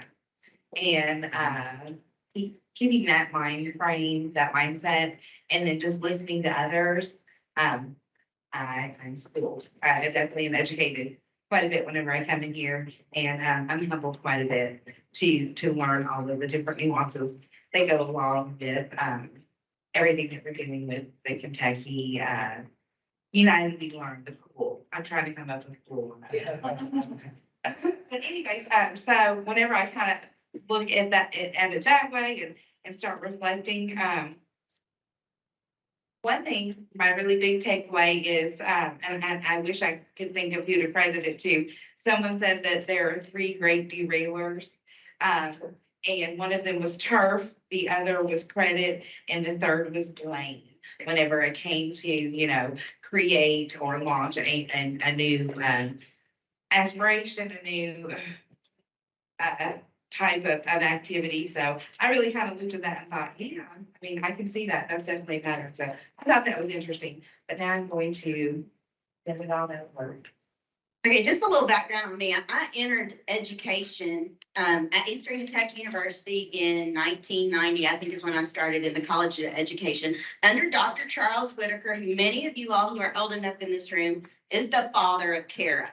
So there is not a testing assessment system I have not been a part of as an educator in Kentucky, from CURIS all the way to CATS to KSA. Last year, I finally got out of being back, and I was so overly joyed about that. But One thing that, as I reflect on all of this, I will admit, I came in from a district where we weren't a part of L3, so we don't have a portrait of a learner. I felt really, for the first time as an educator in Kentucky who stays abreast of what's going on in the field, really ignorant. And a reflection of today is that I've gained so much knowledge through the panels today. You don't know what you don't know, and I still have a lot to learn, even though I'm just a few years away from retirement myself. We've seen things come in cycles, and a lot of times they kind of peter out and then are reborn again. But I'm really excited about where this group is headed. That's something that, pride in that I have a voice to help influence and shape the educators, the children of Kentucky through our educators. So I think a reflection I'm having is when we get a little overwhelmed, when we get a little bogged down, we just need to go back to it. Who's our why? It's the kids. It's always the kids. Thank you. And for all three of our others. So I guess the reflection that I have about today is that it really was a good reminder that the process that we're in is organic and it's evolving. And all of the listening, all of the time, all of the processing that we did, sometimes that can feel really slow. But I'm just here to say, trust it. Because once you get through that initial process of getting alignment on what we're trying to do together, and there's trust within the group, then it will start to move really fast. We just have to go, we have to go at the pace that we're going at, and that's okay. We've got an exciting date planned for you tomorrow. Lou, are you previewing that? Or is Donnie, or is Audrey, or is, okay.